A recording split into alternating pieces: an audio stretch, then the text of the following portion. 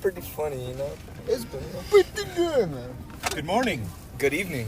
Good afternoon. Welcome to the Fools Podcast, where we fucked up the intro, but we still love Angel. We're just gonna keep on going, man. You know, It feels good. It's just at this point, it's a rhythm, man. It's not. It's like when It's good evening somewhere. It's good, you know. So, I got my hydrating drink here. I got my photosynthesis because I think I finished on my Mountain Dew.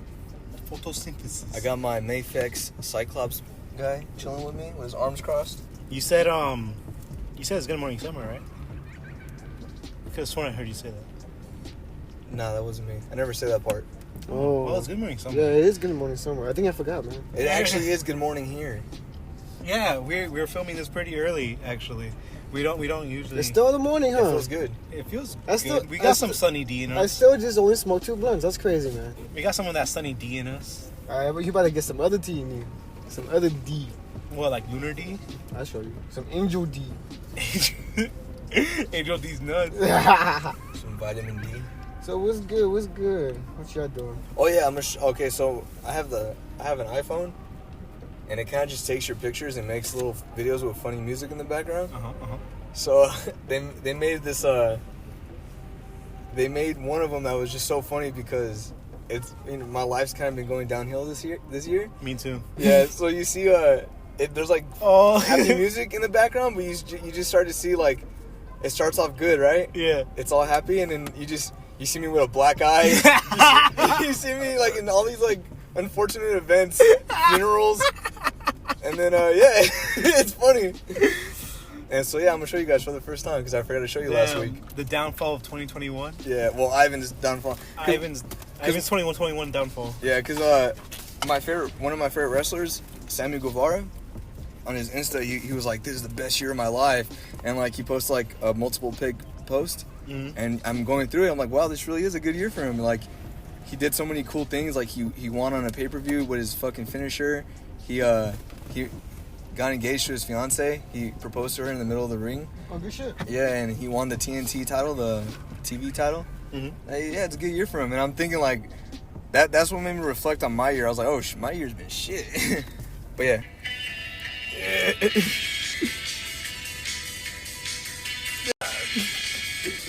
Motherfucker just like Itadori. Oh, when we moved. Long ass day, man. And then you cut it all off. That was the start of the podcast before that.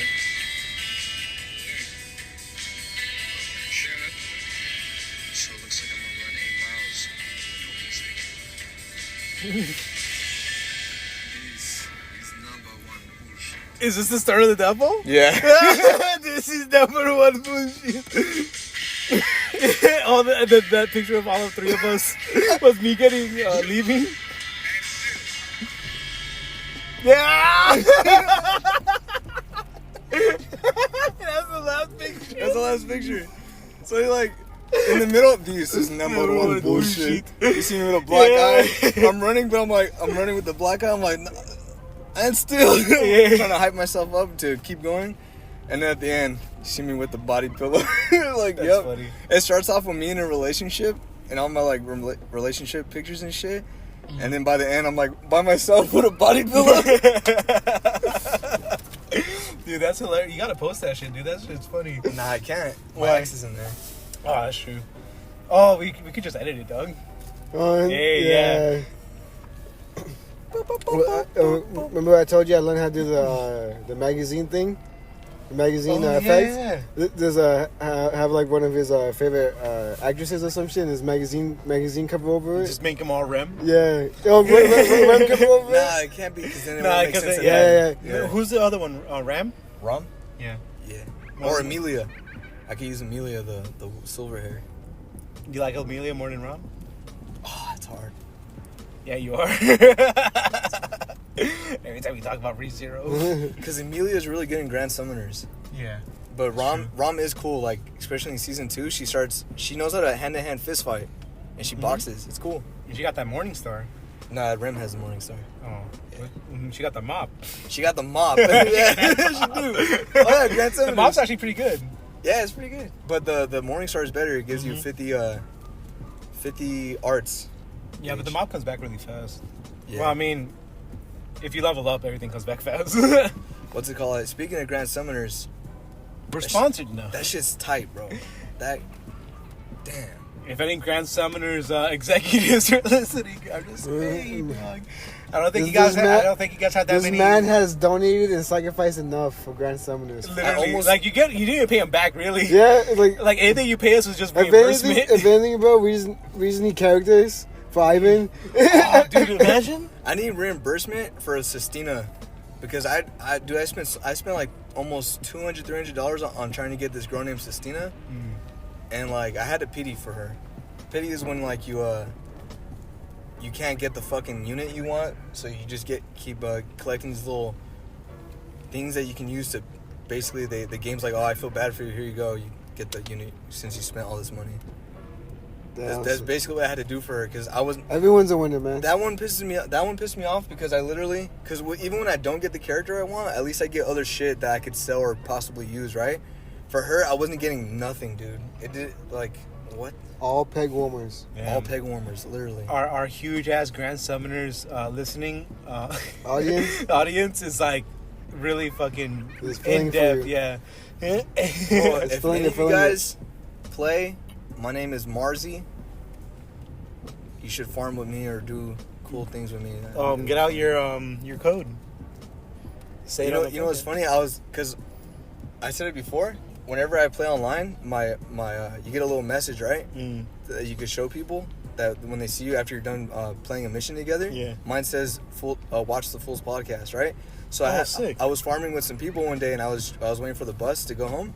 So I'm at the bus stop, and then I'm farming with these guys, and then we did like 3 missions together, and then in between when we were like waiting to launch to go into the mission, I told them, hey, I was like, watch the Fools podcast, and one of them was like, gotcha, oh, you got it, and the other one was like, yeah, and I was like, I look up and I go, fuck yeah, networking. Hey, that's pretty dope though. Fucking Yeah, we can do that shit. Yeah. In fact, I think I'm gonna put that on my PS4 now, my PlayStation account. Watch the full podcast. Yeah. Yeah. On my Just- bio, just make it our bio life. thing. Yeah. I mean, I'm gonna get tatted on my chest. Watch the Fools podcast. They're like, hey, what's that mean? What's that mean to you? I'm gonna have the scan code, the QR I- code that sounds pretty dope though. Getting a QR code. Yeah. I'll get it like right here. in the back of the Yeah, neck. in the back of the neck, right behind the ear, right next to California. And then on the other side next to their lips. You didn't have any actual picture of lips or anything, so you used the tattoo guy's lips. Yeah. He's like, oh, I hate when this happens. And he always has his own lipstick there. It's like, well, how come we just don't draw it out, bro? He's like, nah. Nah, I gotta be authentic. They can't all be the same. He's just tattoos around the kiss print. He physically kisses you on the neck. There let's you go. do this. Yeah, that's pretty good, man. That's a good mark. Wait, no, we gotta try that again. Wipe it off real quick. Yeah, 15 times later. Yeah, but Hickey there, he's like, that's the mark. Yeah, that's the mark. Looks like our time's up. All you do is slap her by the fucking neck. It's okay, we'll start again tomorrow. So, I watched Halloween Kills. did you really? Yeah. What was it? It was great. Bro, I'm watching all the movies. I gave it an 8 out of 10. I heard people talking shit about it Yeah, it's shitty. because they're making it more mystified, huh? Yeah, they did. That's what I was gonna bring up. So to Yeah. me, when I was watching this shit, I was like, "What?" Because at the end of the 2018 one, it's like they wanted to definitively kill him off, right? So I was like, "Yeah, you know," because you At the same time, though, they already announced What? this He movie. becomes Jason? They already announced the sequel to this movie, so you already know that he has to come back. well, I didn't know about that when I watched it. I Oh, thought, all right. and Yeah, because also my brother, they said, oh yeah, we're gonna have 2 new Halloween movies. my brother read the novelization of the movie, and he was telling me how like in the end of the book that he definitively dies. Like they go into great detail of how he's dying. Like it's saying that every breath he takes is like getting Every move he makes, every he's breath burning to death. Yeah, every breath he takes is like his like lungs are just getting filled up with flames and like just But fucking incinerating. But it felt good to Yeah. him. He's Yeah, like, that this sounds cool. is My right. brother says that the book goes into so much detail with the gore and shit that it's amazing. I'm like, oh, that's cool. But His ass hairs was singed, and then burns completely I know. off. No, You can smell the booty juice in the air. ReZero, in the anime ReZero, the main character can die and come back to life, right? Like he restarts the day over or whatever. Mm. And it's a novel. It's a web novel, I guess. So there's these like little rabbits that multiply like crazy and eat everything. In the novelization of when Subaru gets eaten by the rabbits, they like explain how. See, those rabbits have protein and shit in them. Yeah. It explains how like. It describes some of the rabbits eating through his butthole. Yeah.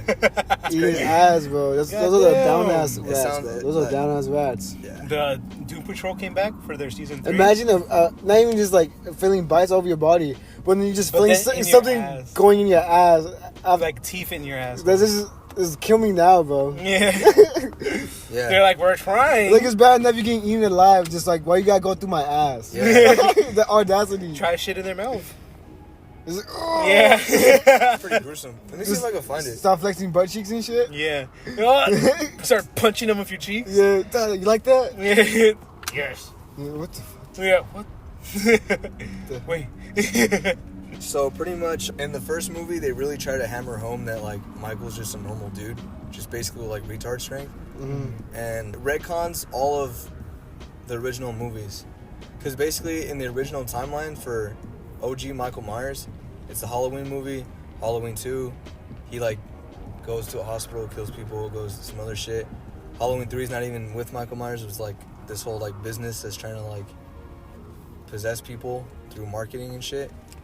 And then 4, 5, and 6 they bring back Michael, but then that's called like the Thorn trilogy because they try to make it to where Michael is cursed, and he's cursed to kill his family.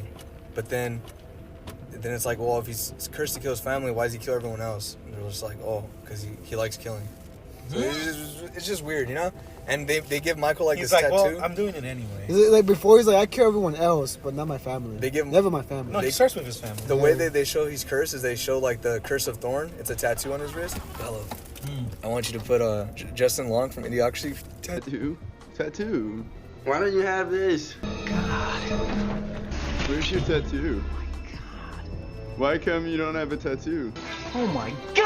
Yeah, so that whole Thorn trilogy kind of sucks, but it's cool because Paul Rudd is in that trilogy and he plays Tommy, the little boy from the first movie. So that's cool. And yeah, but basically, so Michael Hey, that goes. Tommy guy though? You're talking about the guy from Friday the 13th, right? No, Wait, what are you talking about? I'm talking about Tommy from the first Halloween movie, the little boy that Laurie, Yeah. Carrie Fisher's character babysat. Oh, okay. So pretty much in the original movie, this is why people, because my favorite personally is the Rob Zombie movies, right? But people love the original And because for little Uzi Vert, a Rob Zombie poster. so in the original movie, everyone likes that one because Michael is this little kid, 6-year-old, and he just snaps out of Yeah. nowhere. Like he's a normal kid, and then all of a sudden he snaps and he kills his sister, and that's why they like the normal the original, because it kind of just shows that anyone at any Anybody. time can snap and just start Just one go bad psychotic. day. Yeah. And to me, I'm like, yeah, but then like there's a lot of goofy shit with that one. Like I just think it's so funny how Michael just knows how to drive. He drives around in Yeah. that movie. And then Like in the background the entire time. yeah, that's how he escapes. You're like, He- man, that he car's steals been a- here for a while. He steals a car and then he drives and stalks people. It just takes me out of it, you know. I like calling Rob Zombie's version. He just walks around everywhere. Yeah, he takes the bus. No, the first thing that happens is he tries to drive and he crashes the car and he just walks out. He just starts walking. He walks like a stepdad just coming home from work. I also like calling the Rob Zombie one. He's like this. He's played by Tyler Moore, who's like Sabretooth from the very first X-Men movie. He's like this big ass dude. He's like this hulking monster. I feel like that's really fucking scary because he's like unstoppable, you know? Yeah. I feel like it drives that home. But people like calling the first Halloween, Michael's like this normal sized dude. He's like not really built, just kind of normal. It'd be cool that he got built through the years. Yeah, well, they made the new Halloween, let's call it the 2018 trilogy, because that's what it's gonna be. It's all taking place in There's 2018. one more that's gonna happen. Yeah, it's called Halloween Ends.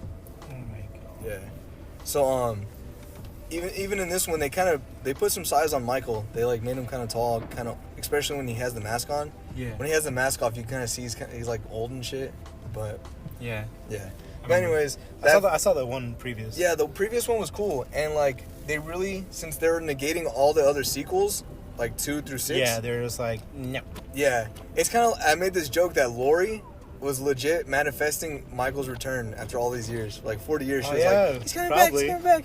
She said that shit so much, she actually made it real, and that's the reason why he's out now. But it's because the psychiatrist released him. That's my headcanon now. That's how superstitious you are? Yeah. I believe it. Yeah, so Well, because motherfucker wasn't gonna go anywhere. And what did they do? They fucking they went to who did they interview first? Her or him? It was him, right? I can't remember. But I'll tell you this much. As I was watching this second movie, I'm like, well, he's alive now. He survived the fucking flames. And then I was just thinking like, which is always a cool scene to see somebody walk out of flames. yeah, and by the end of the movie, they do mystify him. And I'm like, wow. So I'm really just seeing this movie as like a separate dimension. Like, you can watch Halloween 1 from the 70s and then watch the 2018 Halloween movie and have those two movies be like canon, right? And then you could just see this as an alternate universe. Halloween Kills is an alternate universe where Michael does have powers and he can survive shit. Because he definitely survived shit in this movie. Oh, so you're saying like, if you watch original Halloween and the 2018 one, it's over? Like, that's it? That's the end of it? Like, that's pretty much what they intended too. But then the people who like fan fiction and stuff can watch the second one and be like, wow. Yeah. Wow. If you like your Michael Myers to be mystified and like fucking take all sorts of pain, like death didn't he get shot in the Rob Zombie one? Yeah, he does. And he still like just walks around? Yeah, I think. Yeah, because he was mystified in that one too. Yeah, he was. And then, okay, not only that, but this movie and 2018 movie also kind of ruins the whole, anyone can snap at any moment, because they have like these flashback scenes with cops and shit. And one of the cops explains that he used to hang out with Michael as a kid, that his parents would take him to his house. And the cop says, he used to just hang out in his sister's room and just look outside the window for hours. And I never knew what he was looking at. So it's kind of like they kind of make it to where Michael's already doing weird shit before he snapped too. So that kind of ruins Michael if you like the aspect of anyone just snapping. Well, I mean, some people have a gradual increase. And then Lori has like this. Basically, this is where the movie sucks, is that like people keep saying the same shit over and over again. And I hate when people fucking do that stupid fucking especially the evil dies tonight. They say that like evil what? They all say evil dies tonight. Oh my God. Tommy looks cool. He's like this older dude now, and like he has a bat. He's like, I'm gonna kill Michael, and I'm like, hell yeah, He's bro. like, evil dies tonight. Yeah, and he starts recruiting people to go kill. And every single time he recruits a person, evil dies tonight. Evil dies tonight. It's time to die hard. Yeah. But it's his campaign promise. That's my ninja. My ninja way. Lori literally like was pointless. Like they show her getting like surgery right on her stomach. And then, like, she takes a bunch of morphine so she can, like, power through it. And she's like, I'm going to do something. And then she literally just stays in the hospital and, like, needs a doctor. And then fucking falls to the floor in pain. I'm like, there's literally no point to showing any of this. Like, we didn't need to see this. And she just keeps saying the same mumbo jumbo. And then she ends up saying, one of the cops that's there tells Lori about Michael staring out the window. And she goes, maybe he wasn't staring out into the distance. Maybe he was looking at himself, his reflection. I'm like, that's kind of cool. Use the mirror. I was like, that's cool. You got mirrors in this house? Remember when we used to walk around with Juan and he would just check himself out in the car windows and shit? Mm-hmm. Maybe it's like that. Maybe Juan's going to snap one day. Maybe Juan's going to snap one day. I used to think so. He kind of walks like Michael Myers, too. He's always quiet and shit. Like, what's going on in there? What's going on in there? Why are you expressing those thoughts? He's like, what you hiding? Yeah, this movie is definitely a comedy. Like, it's not even It's not unintentionally funny. It's definitely trying to make you laugh. Oh, it's trying to? Yeah, there's a lot of jokes in here. It's cool. It's good because like that's what they're going for, you know. But also, I know you need to do it to ease tension, but. Yeah, the reason I give it... it... get added on later. The reason why I give I like seeing death all the way through. The reason why I give it an 8 out of 10 is because it delivers on what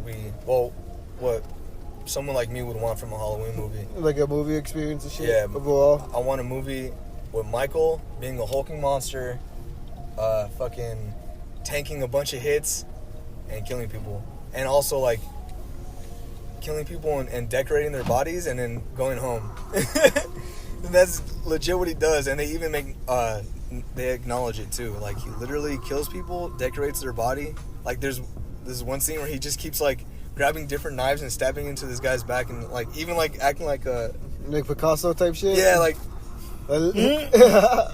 he's like, oh man, I've been wanting to do this shit for fucking days. Yeah. He's like, oh damn, I put the wrong knife Hey, there. when inspiration hits, it hits. Yeah, man, I know how he feels. Yeah. So there's these 3 trick-or-treaters, right? They're little pranksters, and they're dressed up as the witch, the pumpkin kid, and the skeleton from Halloween 3. And you see them prank this gay couple, right? And the gay couple's pretty funny, but they also I'm not gonna spoil anything. But anyways, they're not actually gay. We just wanted to go to the slumber party.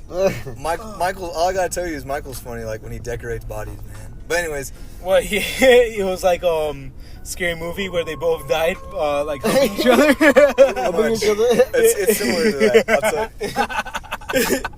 So he's just a little jokester, man. They even Laurie's like, he's a 6-year-old in a man's body, or the cop says that. I don't know. Anyways, the three pranksters, right? There's 3 of them. So the girl, I think Lindsay from the original movie. Nah, she's with these 3 other people, and then they're like telling people to go inside, and then they see the 2 of the pranksters on a swing. They're 2 little girls, and she's like, "You guys need to go home. What are you doing out here?" And they're just like laughing, like she's like, "You have to stay away. There's a guy outside, like a guy roaming around with a white mask killing people." And she's like, "Oh yeah, we saw him.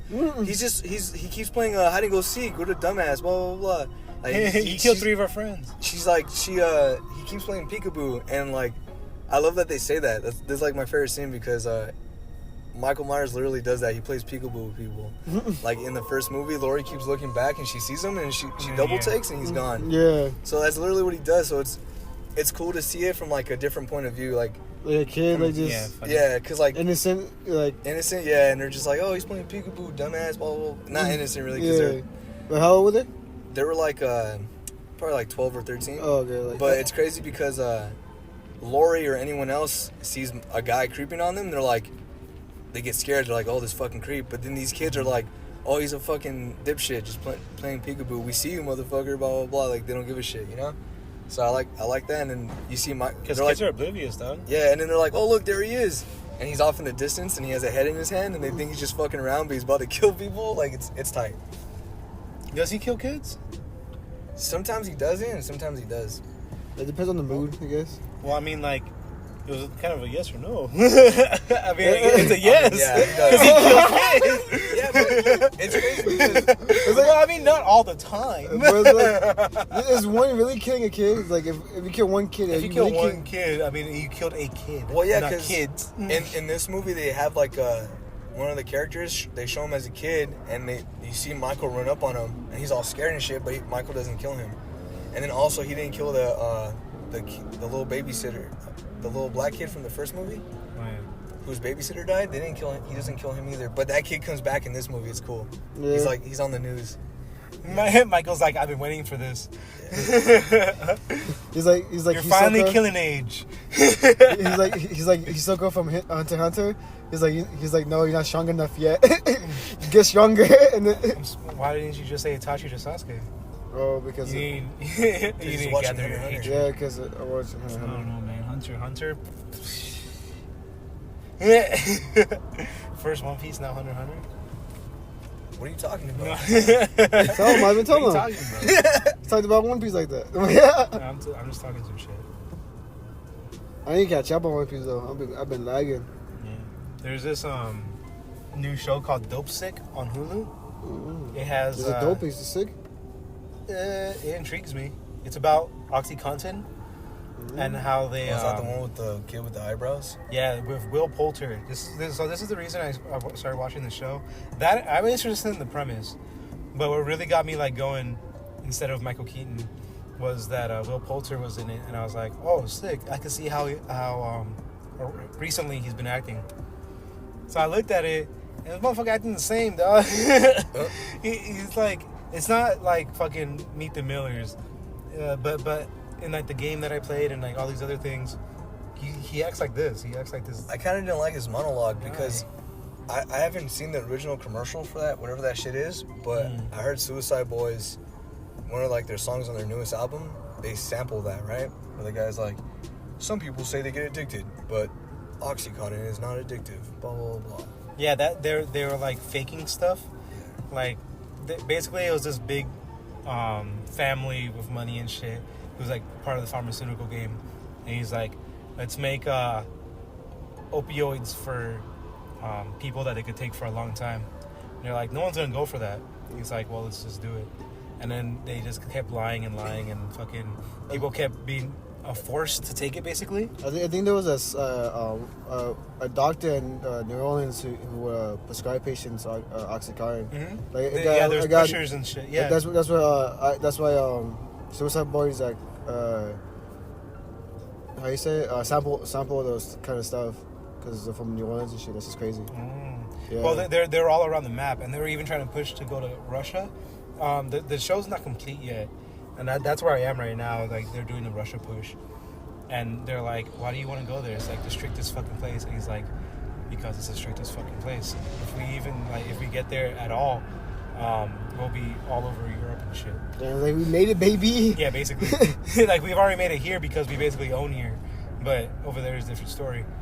And then he just wants to like make all the money. Like, he wants to be the best in his fucking family by doing the worst shit. He keeps saying, we're gonna heal pain by making a bunch of people addicted and dying. That's crazy. Yeah. And then it's like drinking the Kool-Aid. yeah, we kind of. He's like, some of you may die. The chosen ones will live. That's a risk I'm willing to take. Where's that from? Shrek. Lord Farquaad? Lord Fuckwad. What? What? Lord Fuckwad. It's funny. And then, yeah, it's pretty good. Will Poulter plays this guy who's like one of the guys who go around and trying to convince doctors to use OxyContin specifically. And one of the salesmen in for hospitals? Yeah, he's a salesman, yeah. So then he like eventually starts Will thinking... Smith's character in The Pursuit of Happiness? Yeah, when he sells those machines. Yeah. So he's like thinking like, man, this shit's kind of fucked up. But then there's like this other girl there like, just fucking sell it and make money. He's like, all right. So that's why I stopped selling Time Warner cable to people in Walmart. Yeah.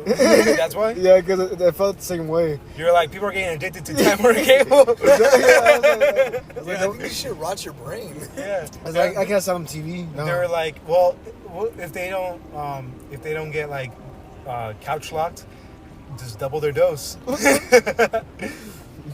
it that was mobile. the thing.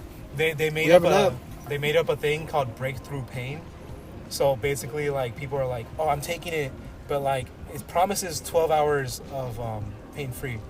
So if it doesn't hit that 12-hour mark, like let's say overnight, 6 hours in, you're like, oh, like the pain came back. They made up a term called breakthrough pain. So instead of being like, oh, it just doesn't work, they're just like, no, you just need to take more. And then that's what they said. So they made doctors say, oh, we have to double your dose. There's like every time someone gets a coronavirus infection when they're vaccinated, it's a breakthrough case. I don't know, but yeah, probably. These pharmaceutical shits, they're all rigged, they're all fake. They're like, yeah, you really don't know what to believe. Sell a product. It's crazy. Let's just say you're in a small town, because this is what happens in the show. It focuses on the small town with the small town doctor Michael Keaton plays. Yeah, because it sounds crazy, but I swear to God, they pick small towns like that just to test. Yeah, Raccoon City. Yeah. Oh shit. So one of the things too is that they're like, all right, shit. So we have these salesmen and blah blah blah, and he's like, we need more. We need like double that. And they're like, what? Well, we already spent like a shit ton of money like making this drug, blah blah blah. He's like, I don't care, double it. Like, well, like basically making the entire like United States be sold this shit, even though they already have a sister corporation that they own already inside the hospitals and shit. You know those pain charts? Okay. That's their sister company, but they don't have their name on it. So basically, you can't identify the two unless you actually just know. Mm-hmm. So that was part of the case. Like hot of, topic and box lunch. Yeah. Except they tell you, like, except yeah. they tell you. Yeah, they're part of it too. So basically, so you're in the hospital and the doctors are all supposed to use this pain chart, especially since you're like you could say like, oh, I was in pain while I was in the hospital, blah blah blah, and then it makes the hospital look bad and shit. So they tell you like to check the chart. Yeah, and happy face, no happy face. Yeah, and then they prescribe the fucking OxyContin to you over the other ones because OxyContin is stronger. But they don't want to tell you it's stronger because if it's strong, they tell you it's stronger. You might be like, nah, let me get the other one. Yeah, because it's an opioid and shit. So, like, there's just all this fucking like shit that they. Yeah, I was gonna say hullabaloo. I can hear it. How did you know? I know your body. So yeah, there was all this shit that went on with it. Oh, this hoopla. But I'm still on episode 3, I believe. I don't know if they have a new one yet. It's a pretty good show. That's pretty informational. Informational, yeah. Gets the brain going. Yeah, there's like this little town, and then there's Mine, like it's like a gun. And you got load that gun with bullets. Little, bitty bullets. What? Where's that from? W Menace. Oh. I have little bullets compared to yours, so mine could go straight through yours. Suicide Squad. Yeah. I'm gonna read this excerpt from ReZero. It's when he runs upon the rabbit. A little animal with 2 long ears and white fluffy hair, with 2 characteristic red eyes. Its mouth jittered as it looked for its surroundings. Then, looking up at Subaru, it tilted its little head and let out a high-pitched squeal. A small, teeny tiny rabbit. It was about the size of Subaru's fist, and at a glance, it was not that far from the size of a hamster. But since its ears were as big as the rest of its body, the term fits in your hand might be slightly misleading. In a place where bugs, humans, and dragons all vanished without a trace, there was suddenly a rabbit. Although it could just be one of the critters that lived in the forest, considering how Subaru hadn't encountered a single living creature up to this point, seeing it here was exceedingly strange. Why is there a rabbit here? It is a rabbit, right? With endless questions, Subaru looked over his surroundings, confused, trying to see if there were other animals beside this rabbit that had wandered back into the sanctuary, and with no particular intention, he reached out his hand towards the rabbit, hoping to confirm that what it was, or perhaps just wanting to pet its fur. The next moment, Subaru's entire left hand was detached from his wrist upwards. Blood sprayed out from the range. Sloppy wound and green-blue veins dangled from the stump. Like Spider-Man in Marvel Zombies. Were the thin white strings tendons or nerves? Either way, it's also something grotesque when human body parts are destroyed, and those were his few seconds of escape from reality. Pain of an entirely other dimension trashed at Subaru's brain and suffocating from the agony. His body collapsed to the ground. The branch that pierced his collarbone snapped in half upon impact, transforming into shattering pain. God! Subaru will know pain. His thoughts turned white hot. It hurts. Every cell of his body was dominated by the emotion of pain, and there was already no way to register the reality of the agony as the thought occurred to him why it had hurt so much, and where it came from, and why was it happening to him, and why it hurt so much, and it hurts. Suffocating from sheer agony, blood gushed from Subaru's wrist as it drove into the ground, and for some reason, he bent into the earth, inexplicably gnawing at the puddle of mud. The bitter, asphyxiating soil brought back a moment of mental clarity, and his eyes dashed as if searching for the cause when he saw the white fur ball at his feet. The little animal's white fur was speckled with dots of red, and its tiny mouth was busy working away. Under its black nose, its cheeks were puffed up, twitching, and sticking out of its mouth, Subaru saw his left pinky finger. Understood? Gotcha. What happened here? He got eaten. He just got eaten. And Subaru makes more noises. More pain and agony. Comprehension and pain drove him into a scream bordering insanity. Subaru turned to face the rabbit. His right arm was broken and immobile. Can you give it back? Please. And his left wrist was in the rabbit's belly. There was nothing he could do. But if he could just confirm its true form, he felt something burning into his thigh. With the unamusing shock of sharp, merciless blades scraping his flesh to the bone, he turned up the whites of his eyes as white foam gushed from the back of his throat. If only he could lay down his head and faint, but the intensity of the agony had no intention of releasing his consciousness. Bubbling blood spilled from the corner of his lips, and he writhed like a fish on land. The fact that his ears could still hear must be both a miracle and a joke by a cruel god.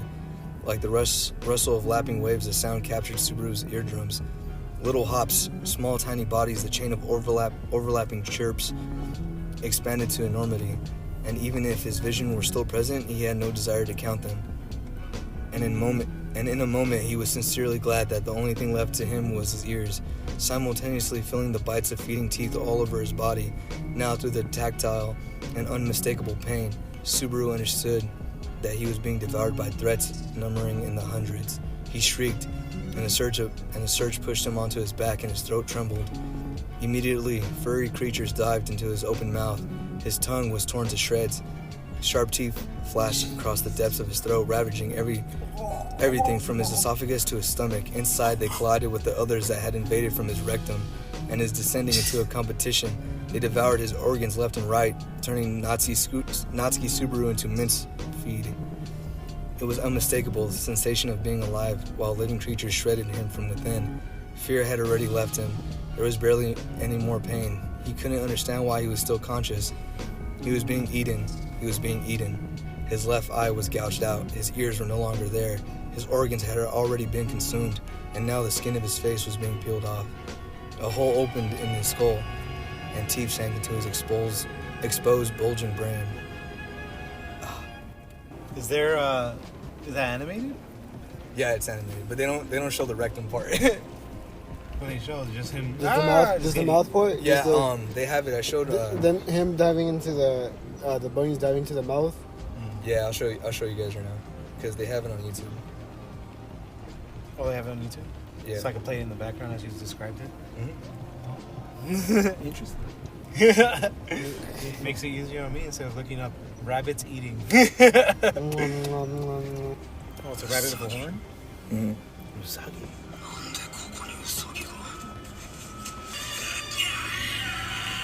Oh, is that two right there? Mm-hmm. Oh, they're in them.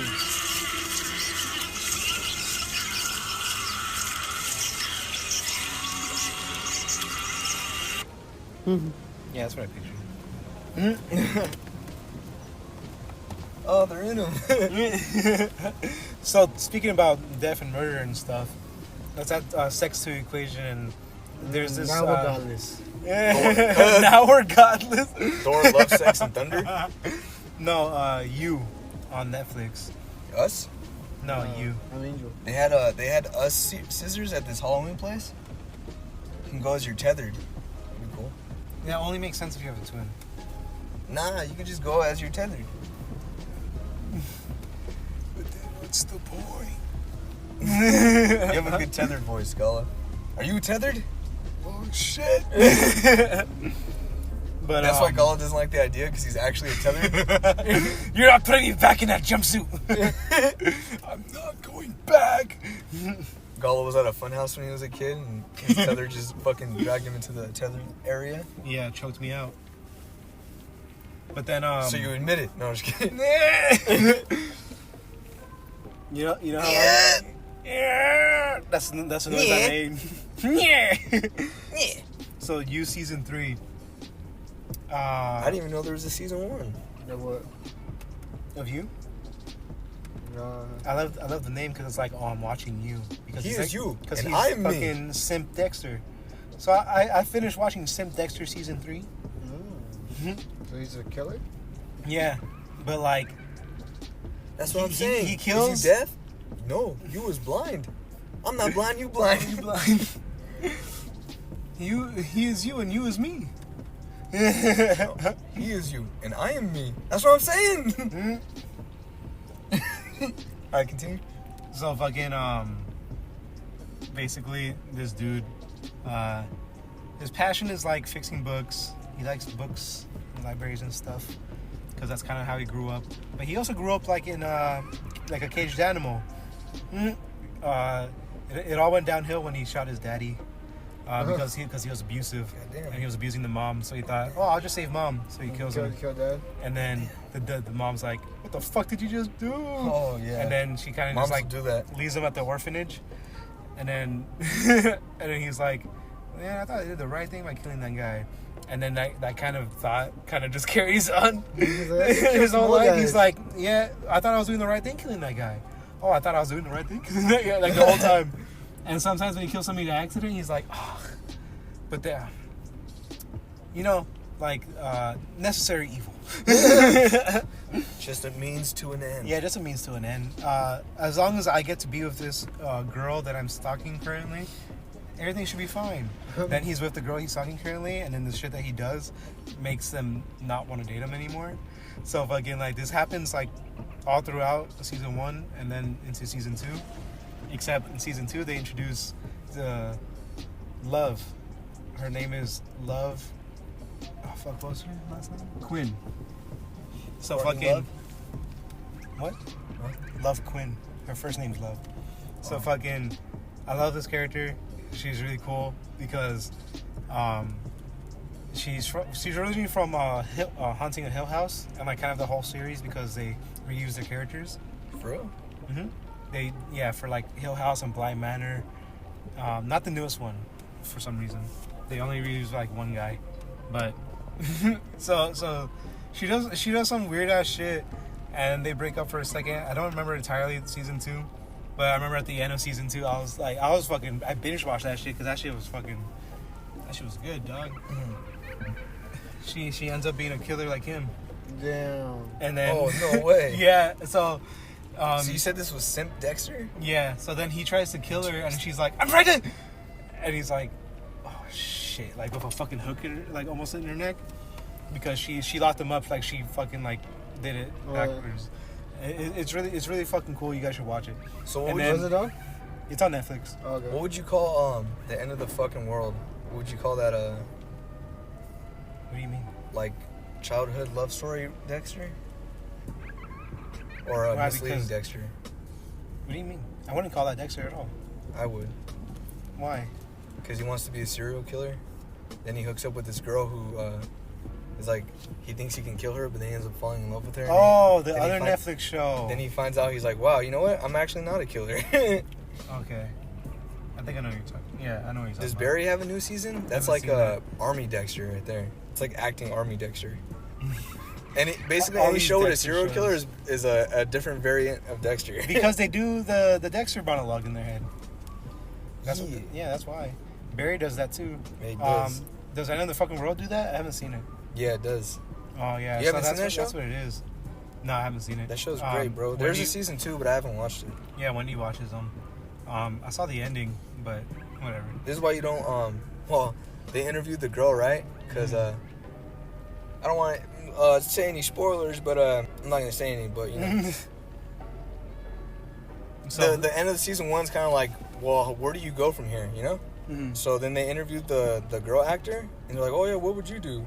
Oh, you know what? I would make her go on RuPaul's Drag Race. Like, what the fuck? like just saying random shit. Yeah, like, that's literally, like, no... Giving free clout. Like, what?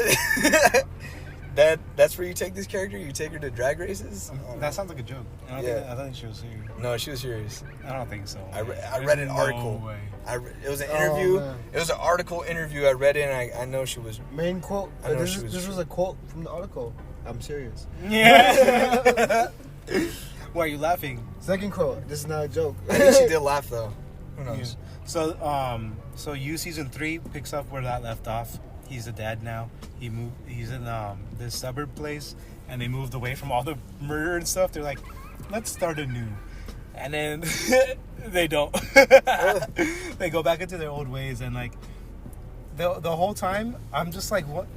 I was literally like thinking, man, I really need to finish that because I was at work, and then again I kept hearing like in my head just like the rest of like season 3, like up to the point that I stopped, I just kept replaying it over and over again in my head. I'm like, man, she's a fucking bitch, but he's a fucking asshole. They're both fucking bitches and assholes. Ah, man. I really hope they end up together, though. They're perfect. Nah, they're perfect together. Nah, but I'm like fucking just like, I need to know what happens. Like, She does some fucking like irredeemable shit. But he also like wants to do the irredeemable shit. He just hasn't done it. Like, Like, man, I want to get to where she's at. like yeah, and then like they're keeping all these secrets from each other and all this shit and blah blah blah. And I'm just like, man, why can't y'all just be happy with each other and be like a murdering couple instead of like fucking backstabbing and shit? Like, when you sent the post to the group chat, I was like, why is he sending this? Like, what is this? And I was like, is the main actor Sam Witwer? Is that what he sent this? And then I was like, because it kind of looks like him in some angles, but it's not him. So I was dumbfounded as to why you sent that to the group chat. it was so I could remind myself later to talk about it. It was like I had no idea that this was a show that existed. Oh, you should watch it. It's literally Sim Dexter. Like, everything is about him stalking a girl, being fully infatuated. He even has like a little trophy case as well, and just fucking murdering people along the way. And then most of the time, he will be killing the girl. I remember when Dexter killed that one cop serial killer girl. Oh, yeah. That shit was tight. I loved how in the early seasons of Dexter, like, he had a main serial killer that he was going after, and then he had all these little side serial killers. Yeah, Yeah. all these side missions and shit. Yeah, little Side side missions. missions. That shit was tight. I like how he used the side missions as a meditation too. Yeah, like an outlet and shit. Yeah, he was like, Yeah. "Oh, I can't even fucking think straight. I'm gonna go I kill need to go kill somebody." And then he Go does kill. that. And then he goes go through some fucking files. Oh, All yes. right, this guy got his court case blah blah dismissed and shit blah blah. I'm gonna go kill him. Like he just literally looks for somebody to kill real quick. Yeah. Meditation. What's it called?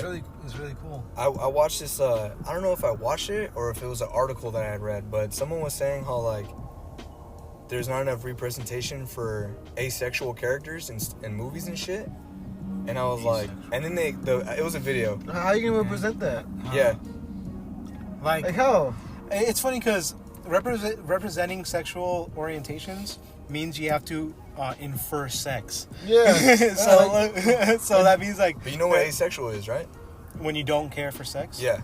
Yeah. So basically, they have to put this guy in this guy and her He girl. has to have a conversation to where it's like, oh yeah, I don't have sex because I'm asexual. Yeah. Like he has to actively. Like there has to be just like an tell orgy you. happening, and him like, ooh, no, Yeah. please, ew. Like there's no visible trait of being asexual. It's just No, there's visibility. Like as if he never like flirts or hits on somebody. I get you. Yeah, can do yeah. it that way, but to try to point a story to do that, you know? Yeah. Because you could do that easily in like a Kippo. It's kind of like one of those Steven Universe ripoff things that they did, except I like the animation better. It's not like Steven Universe ripoff, but like there's a vibe to the it. animation. And yeah, no, not the animation. The animation's more sharp. Oh my! Yeah. I get you. You mean But like the vibes and shit. there's like this there's Kippo, and then there's like this these two survivor kids. They all hang out and stuff, and then they go to like this place, and you would kind of think, oh, she's a girl, the kid's a guy, you know, they're gonna probably do a romantic thing because that's how kids act, you know, like that's all they really think about, like relationships, having fun, like things like that. Yeah. Like there's nothing really outside of that bubble, like in their head. So they're on this Ferris ride, and she thinks like, oh, it's a sign. So she tries to make a move, and he's like, oh, I'm gay. Like let's not do that. And she's like, oh, I'm sorry. And then the rest of the thing plays off because like there's like an action scene that comes after. Uh-huh. See, that's remarkably Yeah. done. Because all it does is he just kind of shuts it down, and she's like, oh, all right. And then they kind of play off and go on. So it naturally led to that point. But in order to be like, hey, you want to have sex, my guy? Oh, I'm sorry, I do not partake. I hate sex. What do you mean you hate sex? Oh, it's because I like relationships. I like to be with somebody, but the genital part is kind of... yeah, I don't like genitals, bro. Oh. I don't identify with genitals. right. Well, let's get back to this homicide murder case. Yeah, So what were you again? Asexual, man. Yeah. Picking up the dragging the body. Damn. Dragging the body all over the sand. Oh, Oh, damn. shit. Right now? All bloody. No, you want to like wait the 5-minute thing? Well, no, because I was gonna explain the whole asexual thing and give 2 examples of some other shit. Well, pertaining to that. None of us are asexual, so how about we have sex, have the ad happen, and then after the sex. All right, see you when we get back.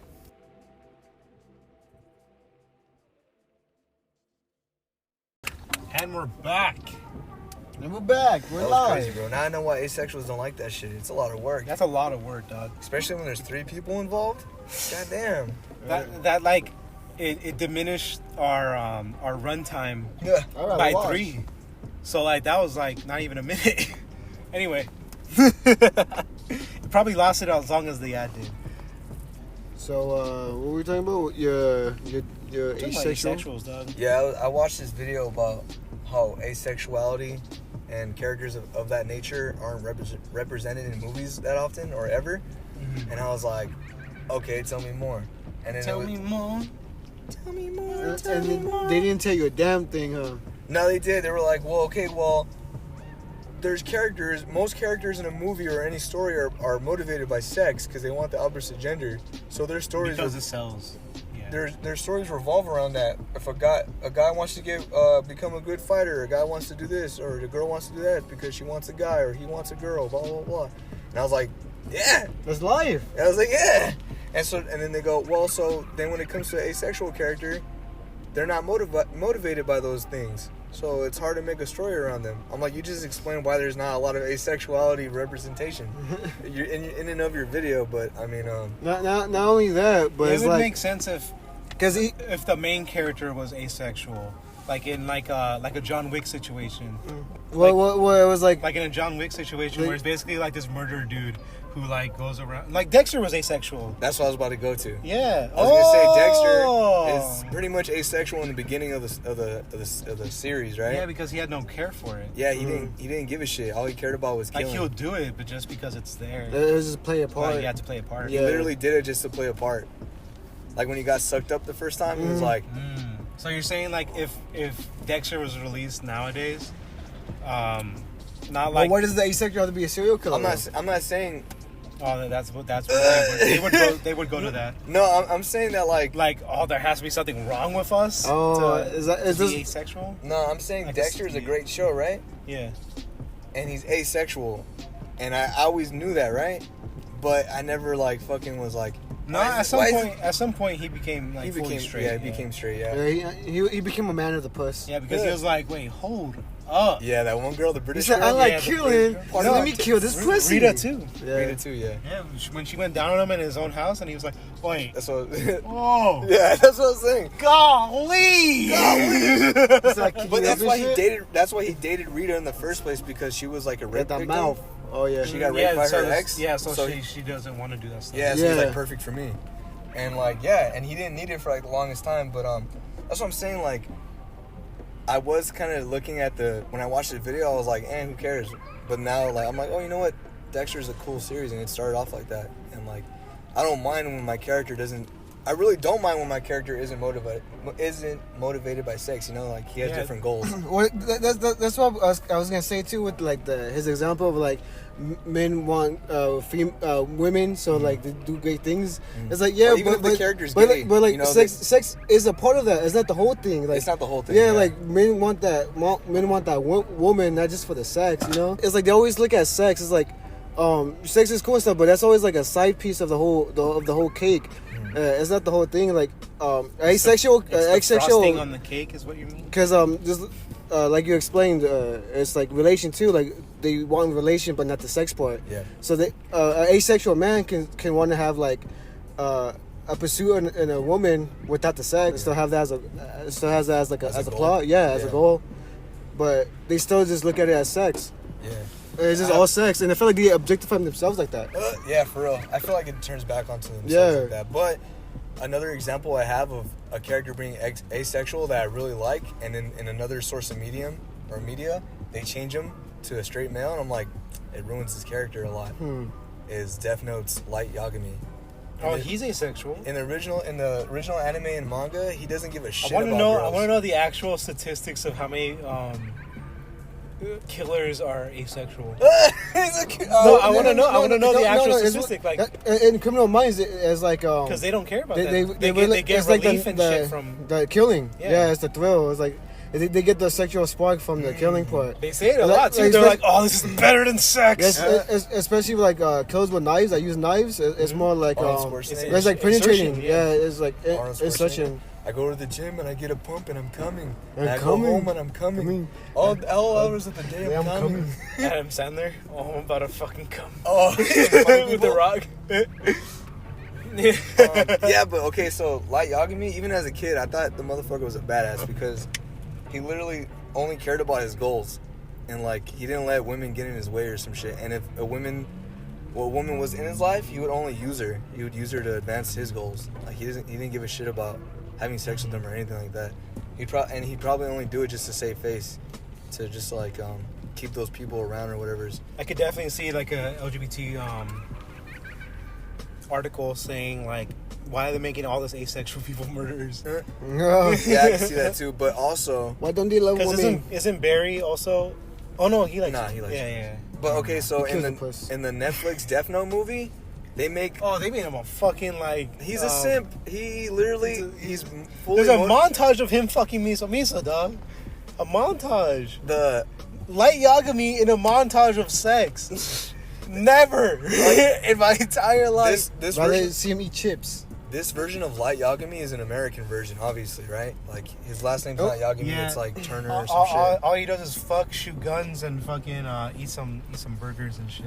That's all he And does like the entire time. this, I don't know. It's like this Light Yagami is not even really smart. Like he's not like. Just kill his own. Yeah, the OG Light is like he's super fucking smart. He's motivated by his goals and power and all that shit. He wants to be the god of the new world.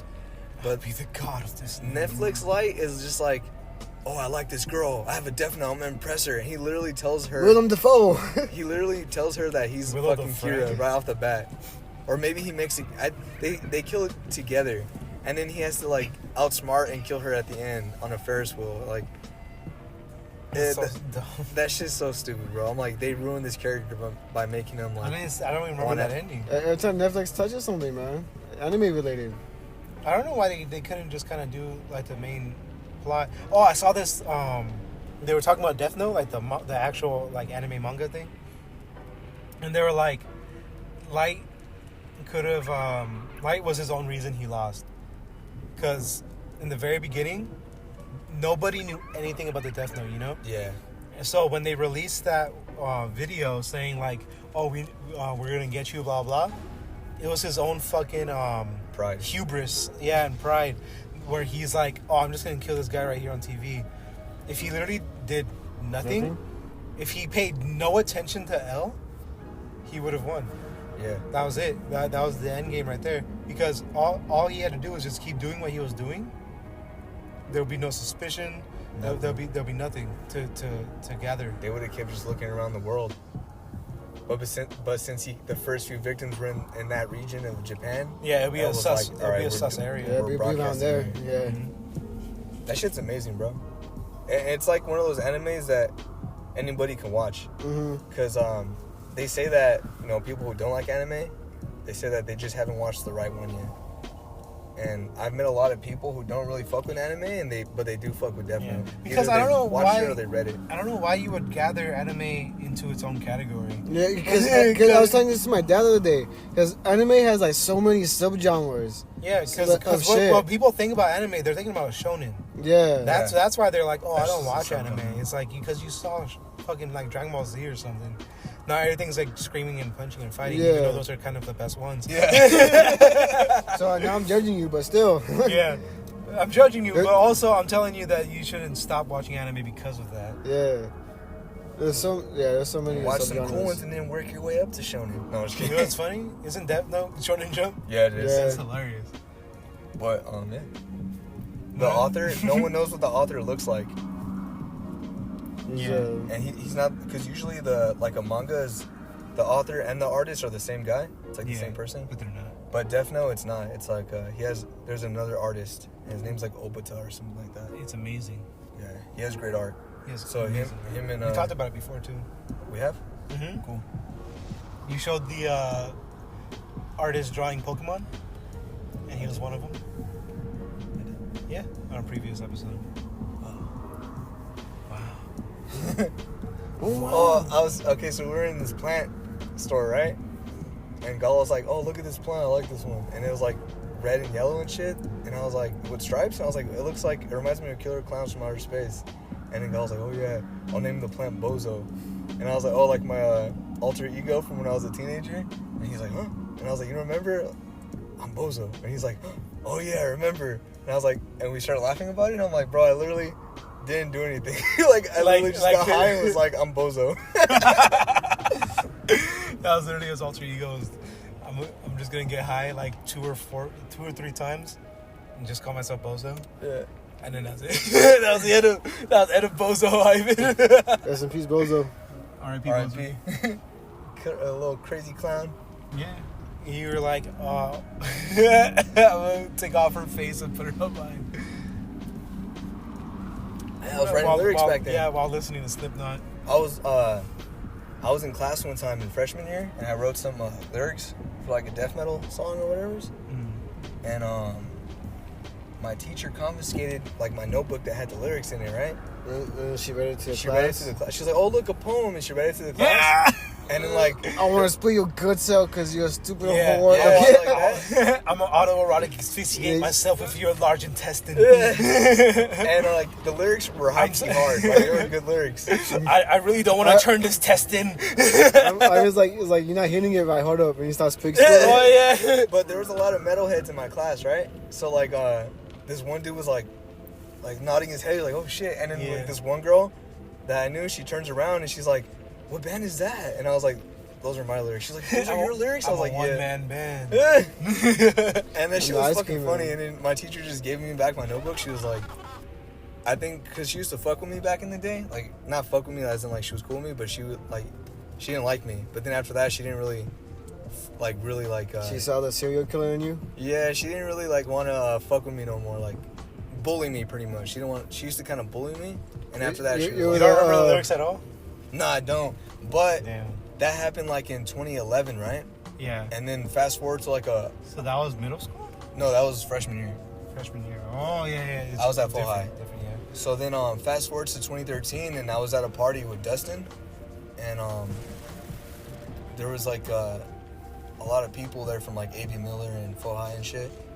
And then all of a sudden, I'm in this Close group. that window. You're laying in the dust then. Oh, which one? I was like, "What?" All of them closed. Go on.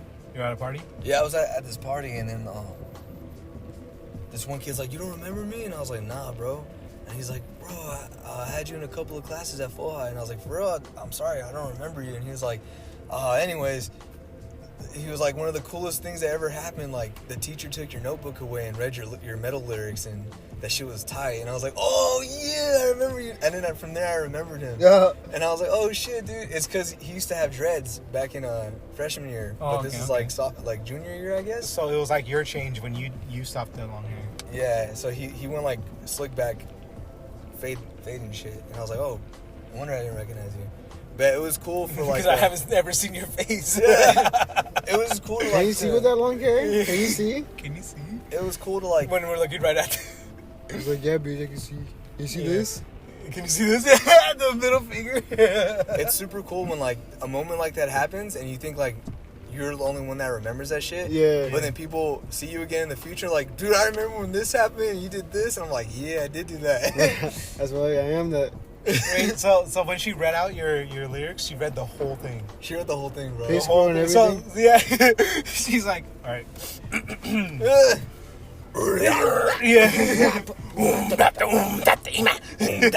She starts howling and shit.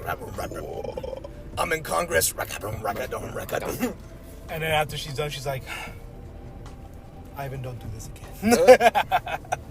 I was singing this one song. These are trash. I You was think singing these are boys? for real, huh? You think these are good rap lyrics? I'm like, they're not. It's not a rap song. It's not a rap.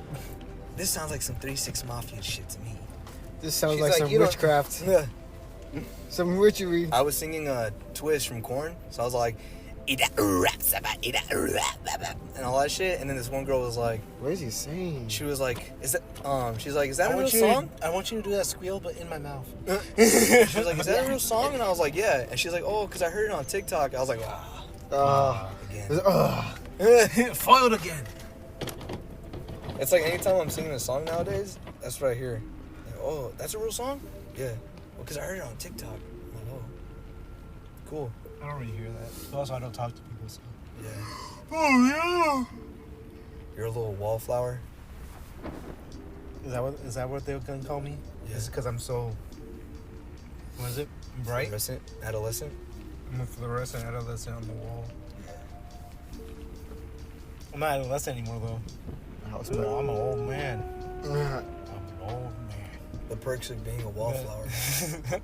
It's the thing from Squid Game where like When the person was like, doing the dub version, and like, this is what it sounds like if you listen to the dub, and it's, "You're my Ganbu," and then like to the guy, Ganbu basically means like a friend, like forever friend type shit. My compa. For our Mexican audience. So he's like, Sangre. yeah, oh, my compa. And he's like, no, old man. Thanks. GG. GG. GG. Alas, he is dead. That's funny. But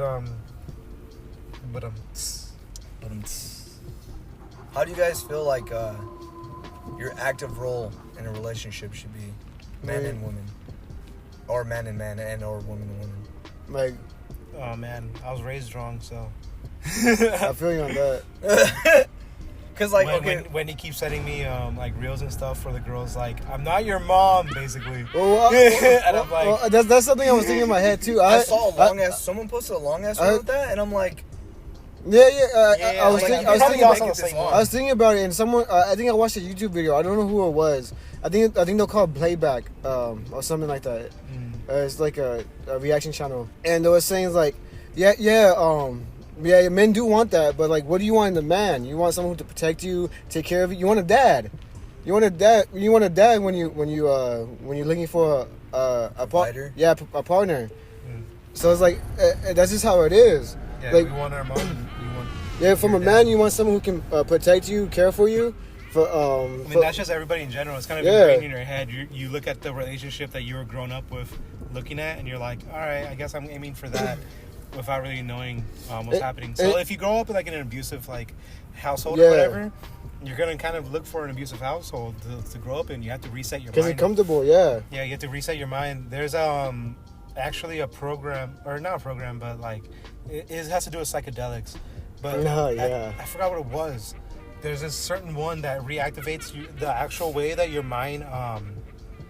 Okay. When you learn a task at a certain age, I think it's like the puberty thing. Okay. So it reactivates that, and so people have like, I saw in the comment section that I did that. It can't go back. It kind of goes back to default.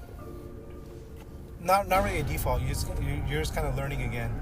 And then you, like, a lot of people have like a breakdown, but like if you do it in a therapeutic setting, you cry it all out, blah blah. You're like, man, that really fucking happened to me, and then fucking you just kind of come back and you're like, I feel better. Yeah. And now I know that that's not a good situation, and I should strive for better. That's usually how it is when most of my trips too. It's like, what was it? It wasn't like DMT or shrooms or anything like that. you mean Demetrius? ayahuasca? Is it that? No, it's not. I don't think it's like a toad? psychedelic. Can I see if I can look it up? But go on. No, I was just saying like on my main trips, because when I do take shrooms, it isn't just to like be giggly and see colors and shit. Like I'm actually trying to like fix that mental state. Fix that mental state that I see wrong with myself. So I do have those things like, oh, I live like this, wow, and then I'm crying on my bed and shit, and then afterward I'm like that's when I'm rejuvenating. I'm like, okay, this is how I'm gonna fix it, so I don't live like this in the future, and shit like that. Growing up as a teenager, I stopped crying, right?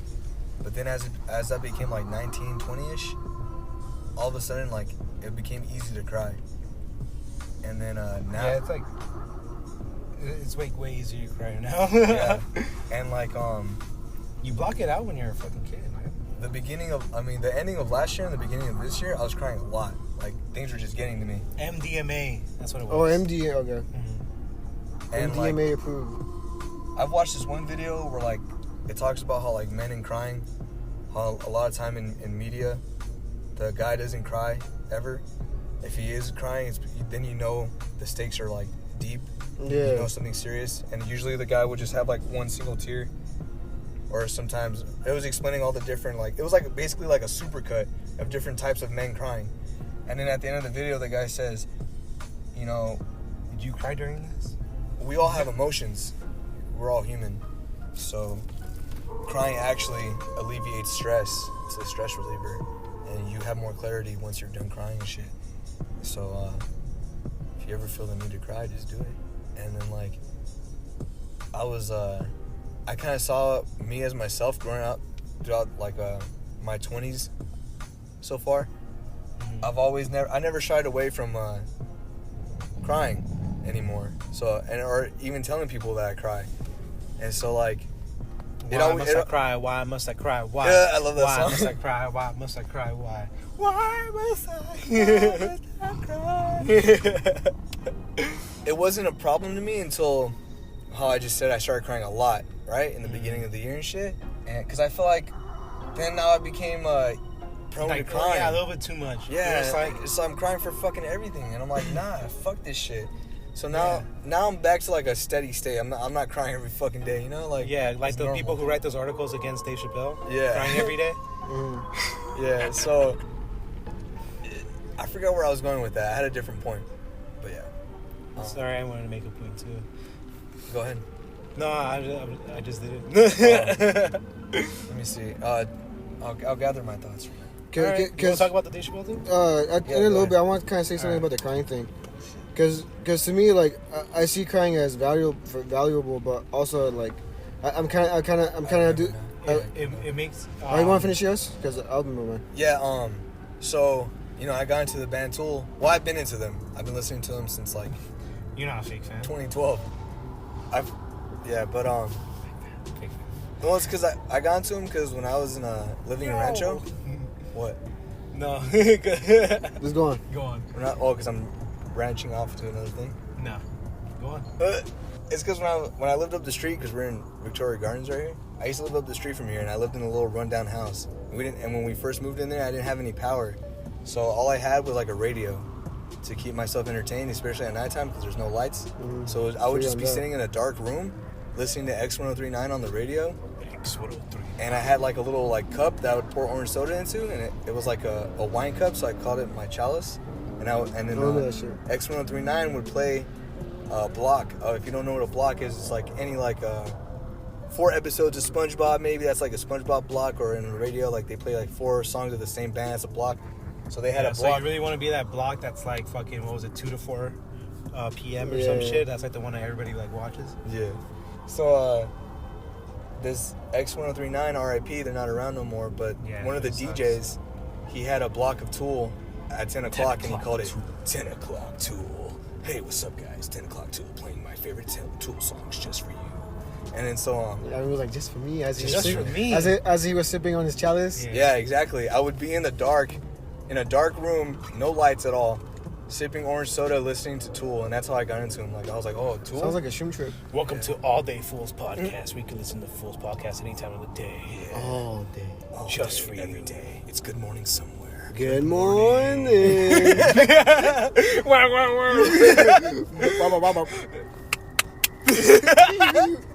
random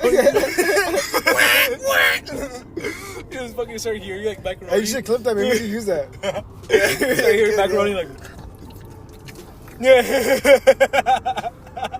Mom, what you making? Dad! Yeah, try to clip that shit and send it to me. All of that? No, just the part where we did the radio shit, and then I have Samson throw in like some random sounds. Hell yeah. It'd be easy as fuck, just have him throwing random sounds. Oh, if I could just out of nowhere just do the first set today. Yeah. It's a ting pants hitting and shit. But going by your room. Yeah, so I grew up. That was 2012, pretty much. So I grew up listening to just the bangers, the singles of Tool.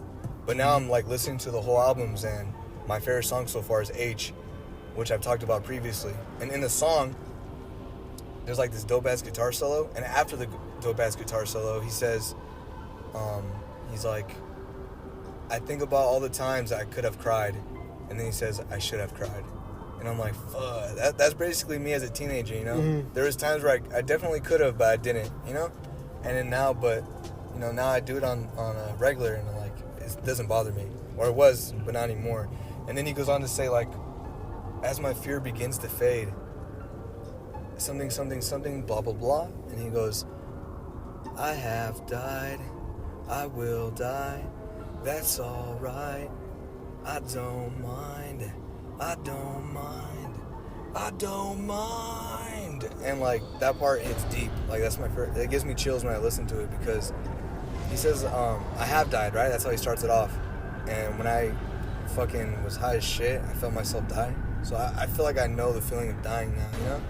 Mm-hmm. And I feel like I have died in that moment. Oh yeah. And then he says I will die because, you know, I will die. That was just one experience. Now real death awaits me.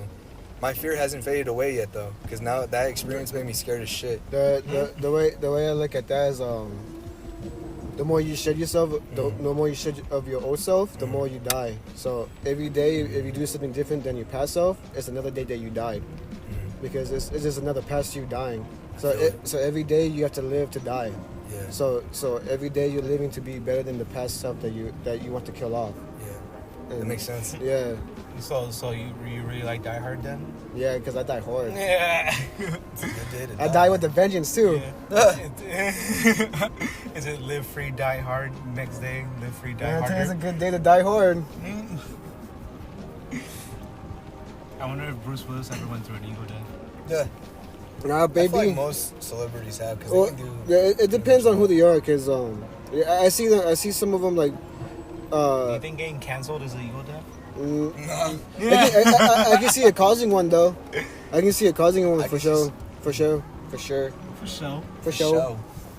What's it called? The more you know. No, but I wanted to talk about crying a bit more. Oh yeah, go ahead. Cause I was saying, cause like. All right. Quit crying about it. I agree with you. Like it's good to like be in tune with your emotions, but yeah. For crying, I see as more of like a stoic sense. Like Vegeta and Ray? Because like the one. I have conversations with myself about it in my head, and I'm kind of like part of the problem of stigmatizing men shouldn't cry, but not like hardcore like that, right? Like men should be in touch with their emotions because men need to know their emotions to like understand other people and like help other people, protect other people. Because they go about life in their own way and they don't understand how like things affect the world and shit. Yeah, and if they don't do that, then that's when men become dangerous. It's not strong men that are dangerous; it's weak men that are dangerous. Yeah, and men that don't control that on are point, dangerous. bro. On point, yeah. Because I used to be a weak man, so I know how it is. So you're saying gun control only has bad eyes on it because of the weak men? Wait, what happened? For gun control? Why are you putting words in his mouth now? We're talking about that. So, I didn't even translate. I didn't even translate, bro. So like you're saying weak men are the ones that act out. Or weak people. In general exactly. So like the gun, like with gun things, is like there's weak men that can't deal with their emotions. So they use an outlet. Like that one killer we talked about before. Yeah, with the Amber. Ember. Yeah. Exactly, like that. Even though he appears to be strong, because like he had bodies. He's a weak man, base form. Because he let it happen. Yeah, exactly. So it's like it depends on like what you cry on. Is like, it's really stoic to know death is happening, but not to cry because you know like you're the one that has to protect everything. You're the one that has to like manage everything. You know, and then you cry to yourself, cry to other people that you can trust. But and there's another thought I have too that like fucks with me. It's Crying like the is more people I tell, vulnerability. the more people I tell I cry. It's like how often do they see me as me being more weak or Yeah. being weaker? You get Oh me? yeah, yeah. I see crying how it is vulnerable. Especially when you talk to women. Because it's shedding your skin. Yeah. That's what you're doing. Yeah. You don't want to show people that you're shedding your There's like skin. there's like vulnerability, which is like letting in like a conversation of like emotions, and then there's like being weak, where it's like me putting all of my baggage onto you. You get me? It's like Mr. Krabs when he shed his shell. He didn't want anybody to see. Oh yeah, because he was vulnerable. Because he was Iron. What was it? Iron Abs. Oh yeah, Krabs. Iron Abs Crabs, and then he became like flabby. Yeah. Oh, he was man. flabby. See, he wanted to. He didn't want people to see him that way, but it doesn't mean that it's not good for him. He gets a new shell, stronger. Stronger shell. And everyone else is like nerfed too, you know? Oh, They all just don't want to show it. Yeah. Exactly. But it's like it's like a known unknown. It's like things are going on. Isn't that a no? I know. 'Cause Yeah. you know it's Oh yeah, you know it's But you happening, just but don't know no, what it is. yeah, you don't know when it is or what it is. And what's the crazy thing for men was like, I think it's kind of like bleak to say like, care about your own feelings Did you and say bleak? bleak. Oh, bleak. Yeah, like take care of your own emotions. Don't let it. Try not to cry too much. Oh man, I forgot my whole point. But it was like My whole point is there is nothing. Anything. like, especially when you talk to women. You're a nihilist. Women won't say it, but they want a man to protect you, a man to cater to for you to cater to, and stuff like that. So as soon as you not let in vulnerability, but let in like weakness, it was like all this has happened to me, and I don't know what it is. That kind of turns off women. Where it's kind of like a little bit more stoic and I guess a little bit more peaceful for me to accept. Is like, okay, I have these emotions. I don't want to cry about it, but what can I do about it so I don't cry about it again? It's like I said like previously. Yeah, girls typically won't understand. Yeah, dude. Yeah, and females swear can up and say- down they want to understand. Yeah, They swear up and down wanna they s- want to. They want to say, I don't mind if my guy has an emotional side. Yeah, they do. Because didn't you bring that up too, like the Joe Rogan podcast that one time? I think she was like UFC fighter. She was talking to Joe Rogan about she had a boyfriend that was also in the UFC. Yeah. And then he got beat up, and then like the way he like cowered. Yeah. As he was getting like hammer fisted, like turned her off. Yeah, she said that she broke up with him because she didn't like the way he lost. Yeah. That he should have just taken the hits. Yeah, like Nah. yeah, like the shit like that is crazy, bro. And like But that's a different kind of female. yeah. Right there. Yeah, it's different kind of female, but it's like an extreme to an extreme, you know. Yeah. But like at base form, But it's you like could just tell that she's like she finds any excuse to break up with someone. yeah. Well, but I'm not shaming her for it. I'm just saying Yeah. like there is people like that, and it's not. Yeah, I mean, like, she likes what she likes. Yeah, she likes what she likes, and like I'm not saying. I'm just saying, like, You as a can't have a lot man, of to be stoic, to like be careful what you say around Yeah. to You just, people. yeah, know? you just have to know how Yeah. you present yourself. Yeah, how to And- conduct yourself, and present yourself. Even if you're in a relationship and you think like you can show your all to that person, in most cases you actually can't. Mm-hmm. And I would say to any guy out there, like, if you're not fully comfortable with who you are as a person, don't.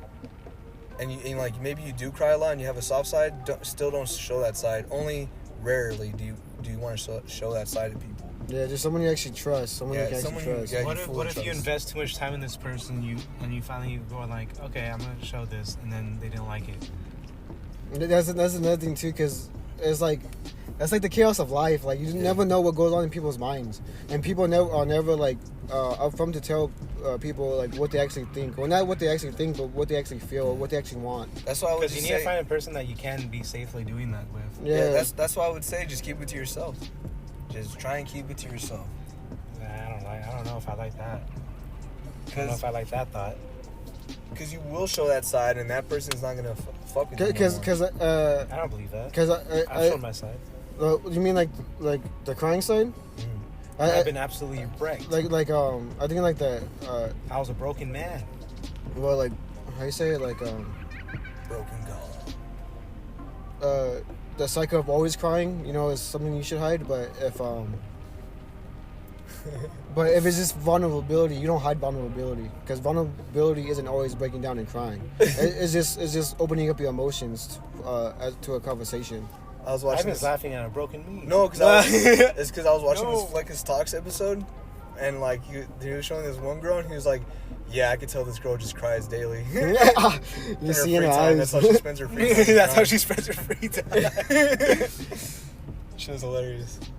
There's times I still cry like if I see a reel with like a sad dog thing. I'm like, oh yeah, like some anime still get me teared up and shit. yeah, and then you just kind of like go on and you're like, Yeah. okay. Like, alright. And then Substance calls me a bitch. I'm like, fuck you. You cried during Squid Games. And fuck you. Did you really? Yeah, I think that's what you said. Ah. He was his compa. There was this guy I used to work with, right? We both really loved movies, and we would talk about them together. So I used to quote movies like left and right, you know? Yeah. I'll do like a whole scene. It gets really I've weird. never seen that movie Left and Right. No? What was your favorite quote from it? Up and down. Pretty much. It really came out of left field. Sometimes when I was quoting a movie, I was like having a full-on conversation with myself because I would say one character's lines and then the other character's lines. Yeah. And I never thought about it as weird or anything like that, right? I keep people in middle school used to do that shit to me. Yeah. And What are you looking at for? so one of you guys at work do that too. And I'm like, damn, it's bringing me back. I didn't like those kids. Nah. Yeah, so like... I remember my most hated situation of that was when they were quoting MVC3 and they were just saying all the Deadpool lines. Oh, man. I was annoyed, like, out of my fucking head. That was me. I know. That's how you be Wolverine, people. Yeah. And you don't even need optic blast! I was actually giving points to another kid that was actually doing South Park impersonations. I was like, fuck. He was doing a whole conversation of South Park. He was all 4 kids.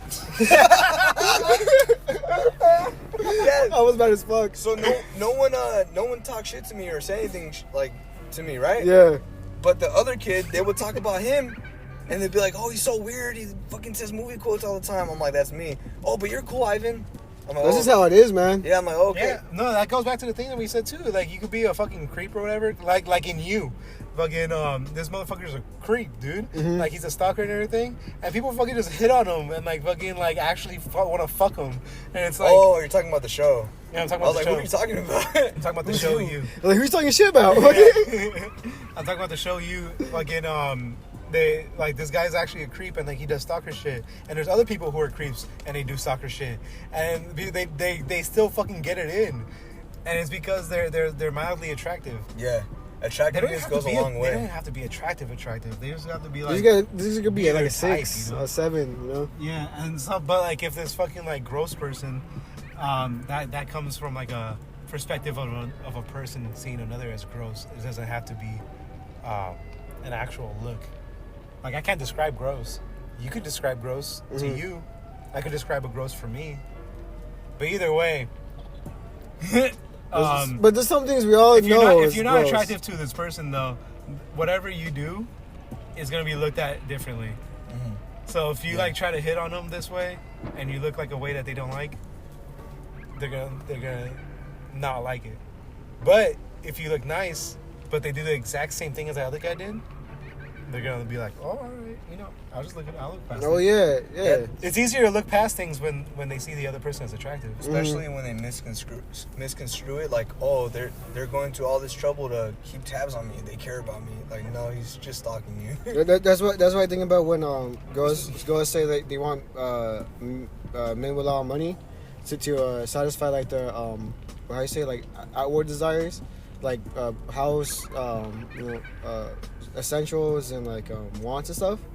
But it's like after a man like actually fulfills that, like a man with money fulfills that, like there's base needs that you need after that, like outward desires, outward needs and inward needs are like 2 different things. 2 different things. Yeah, and so like females only, or at least the females I've seen, like I'm not gonna categorize all females because I know all females are different.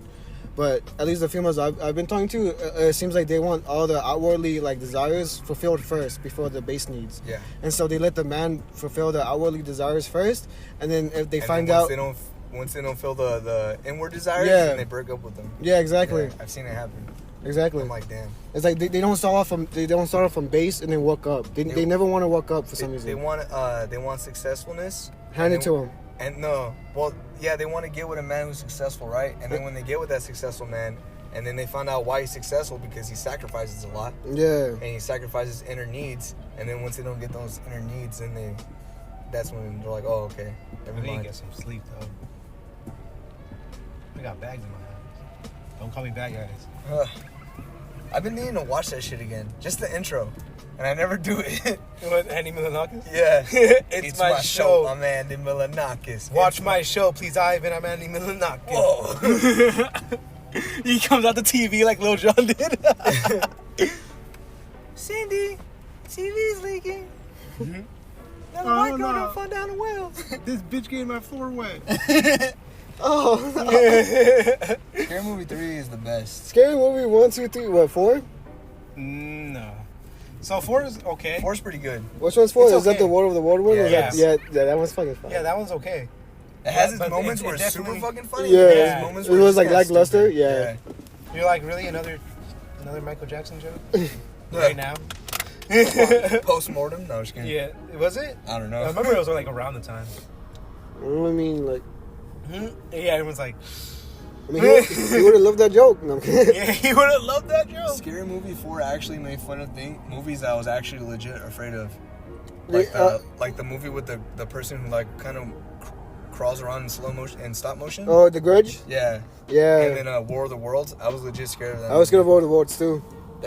I watched that shit in a drive-in, and as I'm watching it, I keep looking into the sky like, what the fuck was that? Just imagine disappearing, dog? Fuck. The scene where he's like getting all the dust off of him. And he's like full of fucking people, basically. Yeah.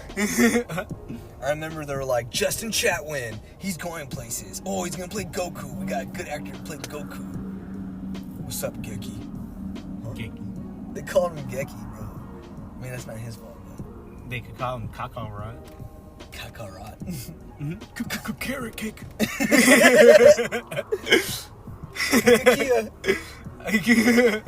No, Guy Kia. I'm surprised they haven't made a Chia Pet Goku.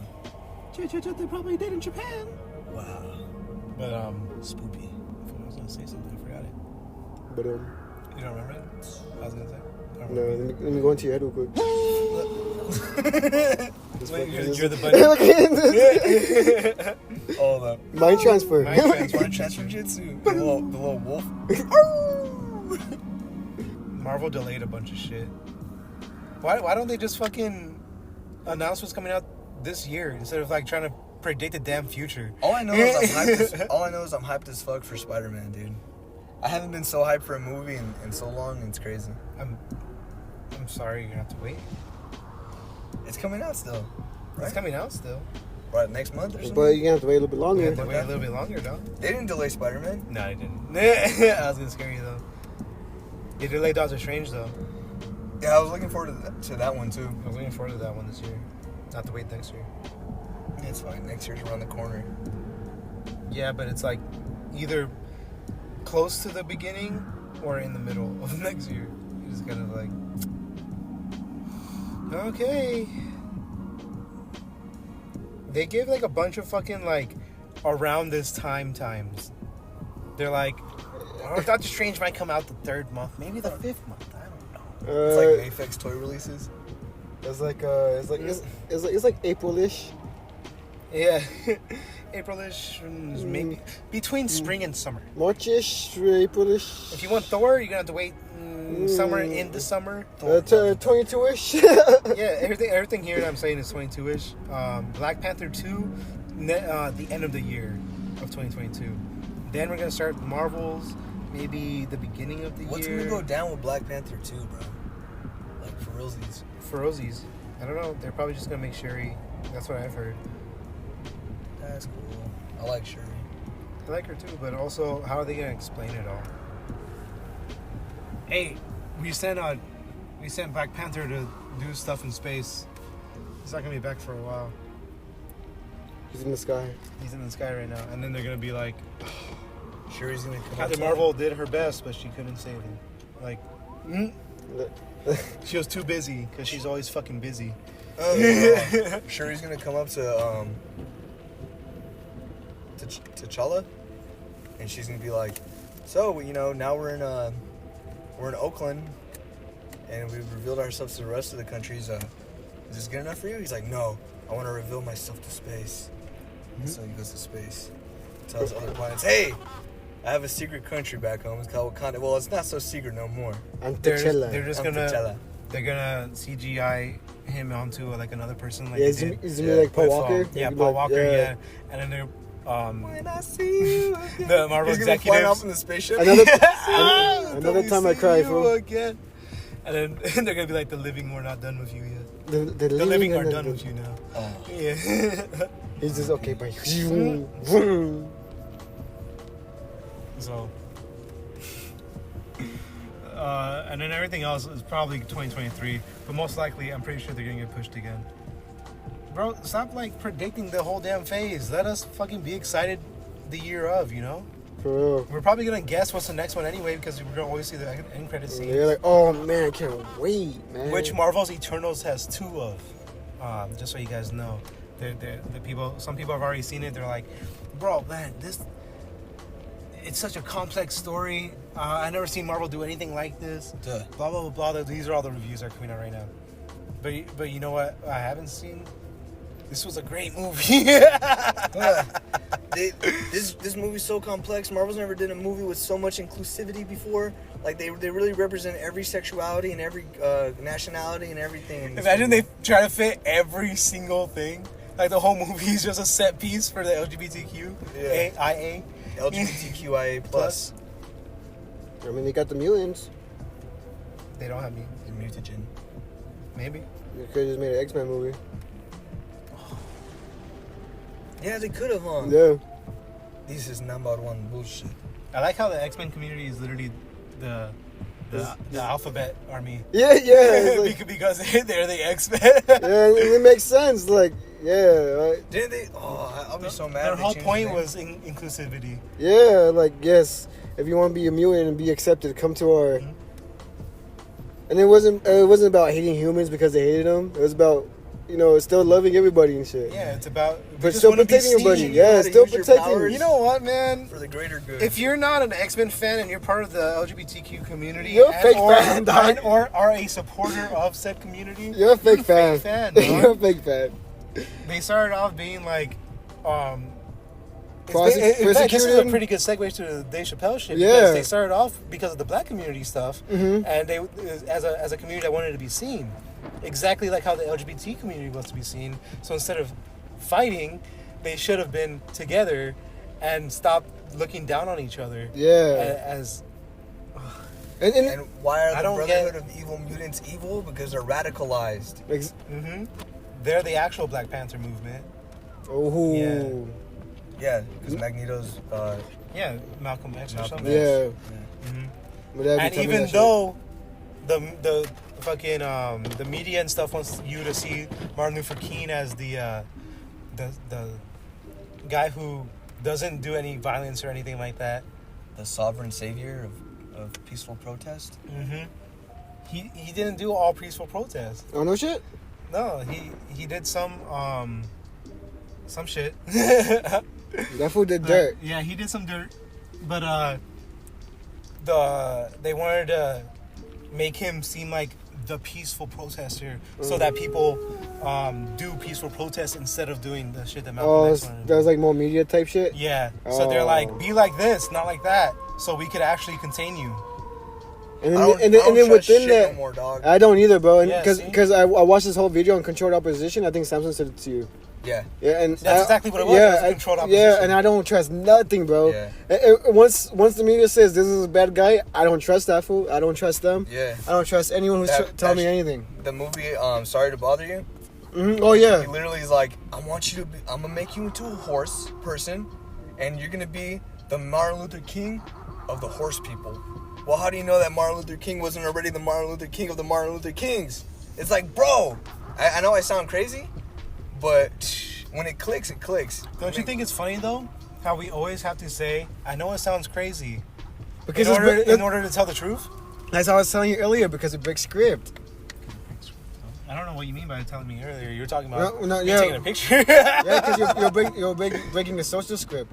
Mm-hmm. But this is more like a mental script. Yeah, because when you go into that plant store, all you're like, oh, how much is this? Oh, okay, cool, I'm buying this. Yeah, All right, cool, here's my that's money. the only script you know is okay. This is a cashier. It's not a person. It's fucked up, but it's a cashier person. That's all they here to do is take my money. That's all. You know. No, you're seeing it wrong. You were there to That- help me, and I needed help. To take a picture, bro. To take a Take picture. a picture. I bring straight to You though, just devise a plan to maybe buy a plant, and then and then you're like, yes, you bought 2 more things. I've gotten pretty comfortable with telling people, hey, can I take a picture of you? And they go, what? Why? I'm like, oh, because you look like this person. And okay. And if it's a fighter, I'm like, oh, put your hand up like that. Because I remember the first time I had to ask someone for that, I was at a Vince Staples concert, and man, I was fucking shy as shit. I was like, fuck. Shit's pretty shy. Yeah, I was. Especially I was who like, because you're always trying to hide it. dude, I was like sweating. I was like, my heart was pumping fast. I'm like, do I really want to do this? And I'm like, I have to break free. So I told him, hey man, can I take a picture of you? free. You look like this fighter. He's like, whoa. All his friends like, whoa, why does this guy want to take a picture of you, bruh?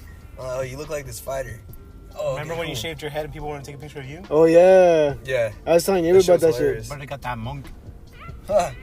I was like 16, 15 Yeah. or 16, and I shaved the top of my head bald. Bruh fucked up your perfect eyebrows, though. Yeah, he did.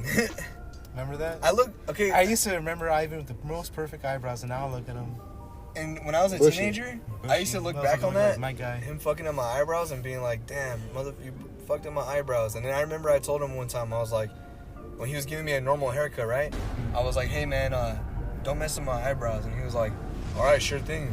All right, man, complaining about a free haircut. And Yeah. I didn't pay no mind to it, you know? I was like, whatever, man, just cut my hair.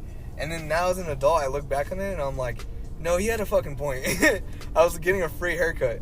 Like, Yeah, he's but right, I shouldn't also, be like, complaining. you don't have to get a free haircut. Like, you're just like, I could just, like, be with my eyebrows. I didn't know that there was, like, a downside to you trying to be friendly. What does it say? I was just Caveat emptor. I was just a Let the poor- buyer beware. Buyer beware. Yeah. See, I didn't know that there was, like, a fucking, like, final clause of, oh, if It's I in the mind. if I fuck up any other part than just your hair, like, I don't know. It's because like I remember being a little shithead too. yeah, you little fuck. Yeah, I was just a poor ass little shithead kid. That's how it is, man. Yeah, How was it? I pissed him off. The Alex he Jones fucked thing. up my hair. Hey, listen, you little fucker, you little shithead. Yeah. Hey, you fucking hell, you fucking shit. Oh man, he's the best. But yeah, I shaved the top of my head, and then Angel was like, or they were like, oh, let's go to the Fucking Joy mall. was laughing for weeks. Yeah. Oh, I the other day, Like straight months, just straight laughing. He like would say he never that. stops. The He would other say that day, he would go to sleep and he would still be laughing. the other day I was telling neighbor about that. I was like like a week ago, Uh-huh. and I texted Joey. I was like, "Hey, find me those pictures of Ivan's head," because I knew he had them on Yeah, deck. he had to have. Yeah, he and still then, has and all he- those pictures. And he's like, "I bet." And it was like a day or two. I forgot about it, and this fool spams me with the pictures. I'm like, "Oh so my, you have 'em? yeah, I have them." I have to too. Yeah. They're cool. And yeah, they're cool. Yeah, send me, dude. send me them. I mean, who does that, right? I was known as the guy who was like, damn, this fool really did that. And like, I You had remember- it for like a week, dog. Yeah, I did. Like, you had it for a while. Like, it wasn't like a day of, all right, I'm gonna do it like this, Dude, I and had then it I'm for gonna a shave month. I had it for a Yeah, whole cause you let it grow in, no? Yeah. Yeah. And pretty much it. It's crazy too, cause you were self-conscious about it, cause you had what you called a peanut head. yeah. So you were self-conscious about being bald in general, and then you fucking just did it. Yeah. That shit crazy, dog. I did it because I was like, I remember when it You was faced your fears head on, literally. Yeah, because he had his clippers out. Well, okay, I'm sitting there in the barber chair, right? Well, not in the barber chair, in the waiting chairs. And I'm seeing him cut this little kid's hair. And he only cuts the top off. And so he looks like the old man haircut. And he shows the mirror to the boy and he's like, there you go, I'm done. And the kid starts crying. Yeah. And he's You like, used to do that shit. That shit's funny. and he's like, no, I'm just kidding. And then he shaves the rest of his head, right? And then the kid's fine. And then so it was the end of the day. It was me, you, Angel, you know, the other peoples. The other people's. Yeah, and then he's putting his fucking shit away, and he pulls his clippers out, and he's like, lean in, and I'm like, thinking, oh, he's not gonna do it. So I lean in, and he just shaves the top of my head, and I was like, oh fuck. And he's like, come on, man, let me clean you up. And I was like, all right, fuck it. He's like, want me to just do the top? And I was like, yeah, just do it. And then he did it, and I was just like laughing about it, right? And he's like, all right, I'm gonna keep you like that. And I was like, nah, do the rest. And then they're like, everyone was like, no, you should keep it like that, keep it like that. And I was like, yeah, do it, keep it, dog. and I was like, all right, let me Do it for the clout. yeah. And then you guys were like, oh, let's go to the mall. It was already like 6 o'clock. Yeah, we busted, no? Yeah. You're like, oh, let's go to the mall. And I was like, I wasn't really down. But then Angel was like, bro, I'll buy you Del Taco. I was like, let's go. Yeah. So then I miss those days where all you had to do was buy him Del Taco. Yeah, buy him a orange soda. Yeah, I'll buy him. Yeah. And then he was yours for 30 minutes. He's like, hey, A 25 Ivan, cent can you come take out my trash? I'll give you some orange soda. You're like, all right, fuck it, I'll be there. Let's go. Yeah, so then we took the bus out. Like, there was like 5 or 6 of us, and we took the bus out to fucking Ontario Mills.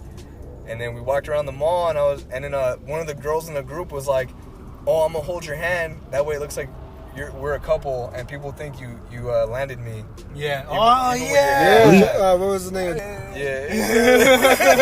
Oh, my God. There was a reason he wasn't saying he said other people. Just bleep my shit, but fucking yeah, that shit was funny because people were actually fucking looking and turning their heads and shit. People were dumbfounded. They were like, how? They were like, how? And one of them, like, they would go. A lot of them would say, did you lose a bet?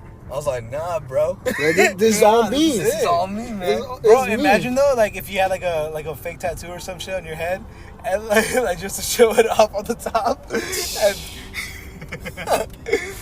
and then you're like, you have My Little Pony. If there was SoundCloud, yeah, and then so like we walked around the whole mall holding hands, and then we went to the kind of like the front of it, I guess, and then people had just got out of the comedy club, the improv that's right there. So people came out and they were like, "Whoa, look at this guy!" Like they all just finished fucking laughing. And then they're like, the encore. And then the encore, the after show. Yeah. And I remember 2 guys. They came up to me. They were like, "Bro, we need a picture. Can I take a picture with you, man?" And I was like, "Hell yeah!" And he was like, "Oh, I love you, man. It's so cool." And it's so like his friend took the picture of me and him, and then like, I wonder if they saw those pictures. I'm pretty sure this was like back in like 2010, 2011 ish. So. They probably posted on their Facebook or whatever. So somewhere around. Maybe you could try to find it with that facial recognition shit. Oh yeah, Google Facebook has. Yeah.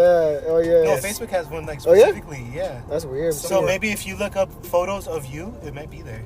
Somewhere out there, this guy has a picture. He has a picture of me framed in his house. in my head, I'm bald. Until this day, he looks for you. I wish I could see that picture, man. Like, I wish I could see it too. That's the last thing I want to see before not before I die, but like, before my middle age. your final like breath and everything. You're looking at the love of your life, and then somebody just. Fucking forces like a fucking picture. It's like, Ivan, we found a picture. Yeah, before I meet my untimely end, I would like to see that picture at least once, or save it. You know?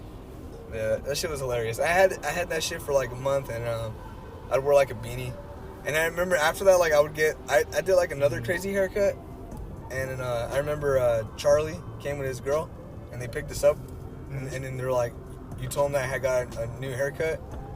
And then they look back and they're like all excited to see what my hair looks like, and it's just a normal haircut. They're like, "Aw, yeah, we thought you did something again." I was like, "Nah." Not. Hey, you know what'd be cool to do that, but with like orange hair. That'd be pretty cool. Yeah, you should. Like a clown. Yeah. Nah, I don't know. He was kind of like a dick, and I was kind of a shithead, that barber. But I still look back on those days with fond memories. You know? I remember the good days with Mike the barber. Yeah, he was cool. When we helped him move. Yeah, Mm-hmm. that was a good day. We went to a gig. Like, and then we went to a gig right after. Yeah. Yeah. Oh, man, that shit was sick. All down there next to the fucking Speedway. Mm-hmm.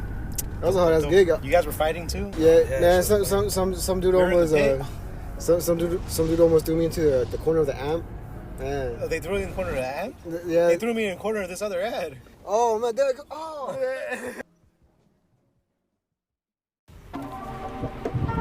So, no, fuck, I messed up. Thrice, you had to hear it thrice. So nice you had to hear it Weird, thrice. Yeah, that Yeah. one. You know, it was a bumpy road, but we made it through it. We could have edited all that out, but it's fine. We might not. We might not. We might not. Autofill. How did I know? You autofill yourself? Yeah. Damn, I know what that this sounds is. sexual. So we wanted to end this podcast with talking about the Dave Chappelle special. Yeah, which is pretty funny. It's pretty fucking and funny. it had a point to it as well, which was everybody really struggles. With getting a point. Yeah,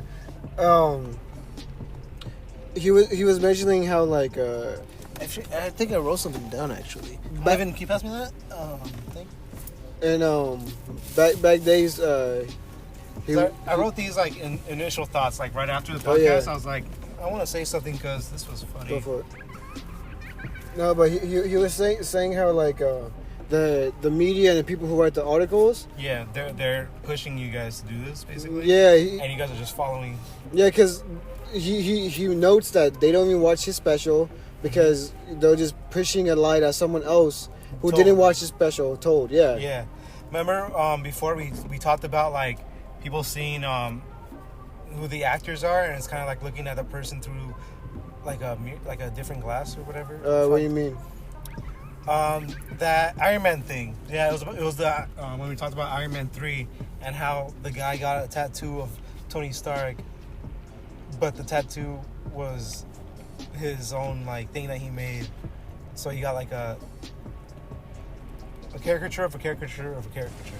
Oh, okay. So like that, and like and what we see is like what's portrayed to show us like through the media and stuff. Mm-hmm. So we don't know who the fuck this guy is. We don't know Dave Chappelle, like, other than from what he's told us and from what everyone else tells us. You know? Yeah. I know he's a conspiracy theorist. You mean a critical thinker? Critical thinker. He played a character And- named Conspiracy and Brother he- and Undercover Brother. And then I know this is one thing about him too. He loves him that wet ass pussy. Wet pussy. See, and he likes to make people uncomfortable, but you guys don't pay attention to anything else other than one thing. Yeah, which isn't even a thing to begin with. It's not even a thing. Because- You guys constructed this thing. Because he's telling you in the special that all the backlash because like it's about a trans comedian. About the trans yeah, community, yeah. one of his Mostly friends. everything is just about the trans community. Yeah, and one of his friends was from the trans community, and how she basically She loved his jokes and his comedies. and it ended her life from backlash and all this stress from supporting Dave Chappelle. Was the community. Yeah, It was the LGBTQ yeah. community because a lot of shit happens where too often it's infighting. yeah, Just like how they blame the black communities for their infighting. There's stuff to blame in the gay communities for infighting. yeah. Everybody has their wrongs and stuff, and so it's kind of like it's weird to assume that no one does. And just like media loves to push, it's all because of what was that thing you said? Organized Control opposition. yeah, controlled opposition. Yeah, So they're making you guys fight each other because they don't want you to fight the actual problem. yeah, which is people pushing these lies. Yeah, the fucking 1% motherfuckers, the people who have enough wealth for everybody. And people want to say knock the rich and take down the 1% when they're listening to people of the 1%. Yeah. Yeah. and we were just weird to me. Yeah, we're listening to the Tax the enemy, rich. and we're just like, Yeah. Okay, we but should do a but, gay one. but listen to like major news networks. Let's listen to major actors. Let's listen to all this That's all people funny ass who meme control. that said- It was like all these like millennial faces, like the leftist faces. Yeah. They're like, ugh, and it said, oh, why is our rent so high? We tax the rich or something like that. I was like, you're fucking stupid. And it's like they don't trust government, the people who want to tax the rich, but it's like they want to tax the rich so government has more money. You know what's funny? We talk about controversial things and it makes a landfill to another controversial Yeah, thing. because it's like Because it's so much to talk about. This is bullshit. But we're still most talking times. about the Dave Chappelle shit. Yeah. So fucking, these are like some key points I wrote down. One thing that's like top of the fucking list. He asked you to do one thing, and that's to listen. And The one thing you did not do was listen. So you all they do is like all you're doing if you are offended by this special is looking for things to be mad at. Yeah, you either peddling an assumption or you're assuming yourself. You didn't see what happened. You just heard what you wanted to hear, which was something that you don't want to hear. Yeah. So fucking. Imagine having a filter and just like. And then he makes jokes to get the laugh because he's a fucking comedian. Yeah. He even makes fun of white people. He makes fun of everybody. No, okay, yeah. So that's what I was gonna say. Yeah, too. like Dave Chappelle is one of those comedians that goes in on everybody, and like, why do people forget? Let me. So in this particular special, there's jokes about rape, black injustice, white people, priest, and the only backlash was when he talked about transgender. Not even the people of Catholic faith came out, but to talk about the most out of place joke in the entire special, when he starts off, and like 3 jokes in, he's just like, bust a load on the preacher's face. What? He asked me to. Yeah. No one talks about that one joke. Yeah. Because they don't care about fucking child molestation and shit like that. That happens. They care about the fucking what they were told to care about. Yeah. And that one of the head clergy of the Roman Catholic Church had just. Yeah. They just released all the documents basically. Yeah. They're like, man. But the shit that we were joking about actually happened. Oh, but don't hurt my feelings. Don't hurt my feelings. Let's not save the kids real quick. But still, it was only like one part of like the whole special, like 5 seconds of this whole thing. So then fucking you guys are talking about the time that he got in a fight with a woman. Oh yeah, with the preaching equality for yourselves when you can't even be on the same level as a fight, apparently. So first off, she instigated the fight. She was like doing like some white knight shit to her girlfriend. So that's my girl. That's my girl. So she's doing this white knight shit that you guys also fucking hate. And he's probably just speaking to a fan or some shit, you know? Yeah, and he's speaking to his fan, and she's like, trying to fight him. And he's like, "Well, I guess I'm in a fight now. Like, what are you gonna do?" Every single time it's like, "Oh yes, sis, let's fucking fight him." Blah blah blah, like all this shit. Blah, blah, blah. But the second they start raising their hands, oh my god, I can't believe a man hit a woman. I can't believe it. And it's crazy the way he was like portraying her, like just like as a man. Yeah. He's like I fought her because I thought she was a straight man. it's like it was crazy. The article that came out, it lied to me. Dave Chappelle beat up a woman. I didn't know she was a woman. I thought it was a man. It just straight up lied. Yeah. So fucking And you cannot fucking say that joke's not hilarious. Yeah. I beat on her chest like chicken. I tenderized her chest like chicken cutlets. Oh damn. It's just old school. That's the old school Dave Chappelle. It was Dave Chappelle. He's like, women say that I speak down to them, and I don't understand why them bitches think that way. Why would them bitches would think that? Yeah. And then he goes on by calling everything bitch. Yeah. Like previously and after fact, he calls everything bitch. It's like that's the joke, that's the point he's making, and you're like, he's still calling women bitches. God damn it! I call everyone. He's calling bitches bitches. Bitch is one of my favorite words. It's so funny. Yeah. Well, I just do it. It's a nice ending to a bitch. Yeah. Yeah. That's why Mr. White. Science, bitch. Yeah. See, like it stops. Bitch. Stops? Even the word stops kind of keeps going. Yeah, because the ass is like that. It keeps going. Like it feels stop. Stop. That's a pretty good end. But stops? That shit once more. What's the stops though, right? And yeah, so if you're ignoring the story of Daphne just because she is trans and he has a story about a trans person, that that's all makes they heard, you even more fucking that's all I heard. Hippocratic and fucking retarded. That's all I heard was Dave Chappelle on trans person. They thought, oh my god, he's attacking my feelings. That's all. That's probably all they thought when You they know wrote what those happened to me articles. when I was a kid? Because, oh yeah. Go on. I'm a big fan of Red Hot Chili Peppers, right? Yeah. And then I was watching an interview. This is when I was like 14, 15-ish, right? And I'm watching an interview of Flea, the bassist, I think. Yeah, that is the bassist for Red Hot Chili Peppers. And the interview's from like 1994 or some shit, or 1995. And then they ask him what it... Because I guess as they were coming up in the music world, no one really liked their shit. But when they would play their stuff and babies were around, babies in the strollers would be like dancing to it. It's like, oh yeah, we had like a joke that we our fans were babies. Turn the AC on. And then so the What was that? I'm sorry. I was like trying to figure out why it's not fucking cold in here. So I was like, why isn't the AC on? And I figured it out. And I'm sorry.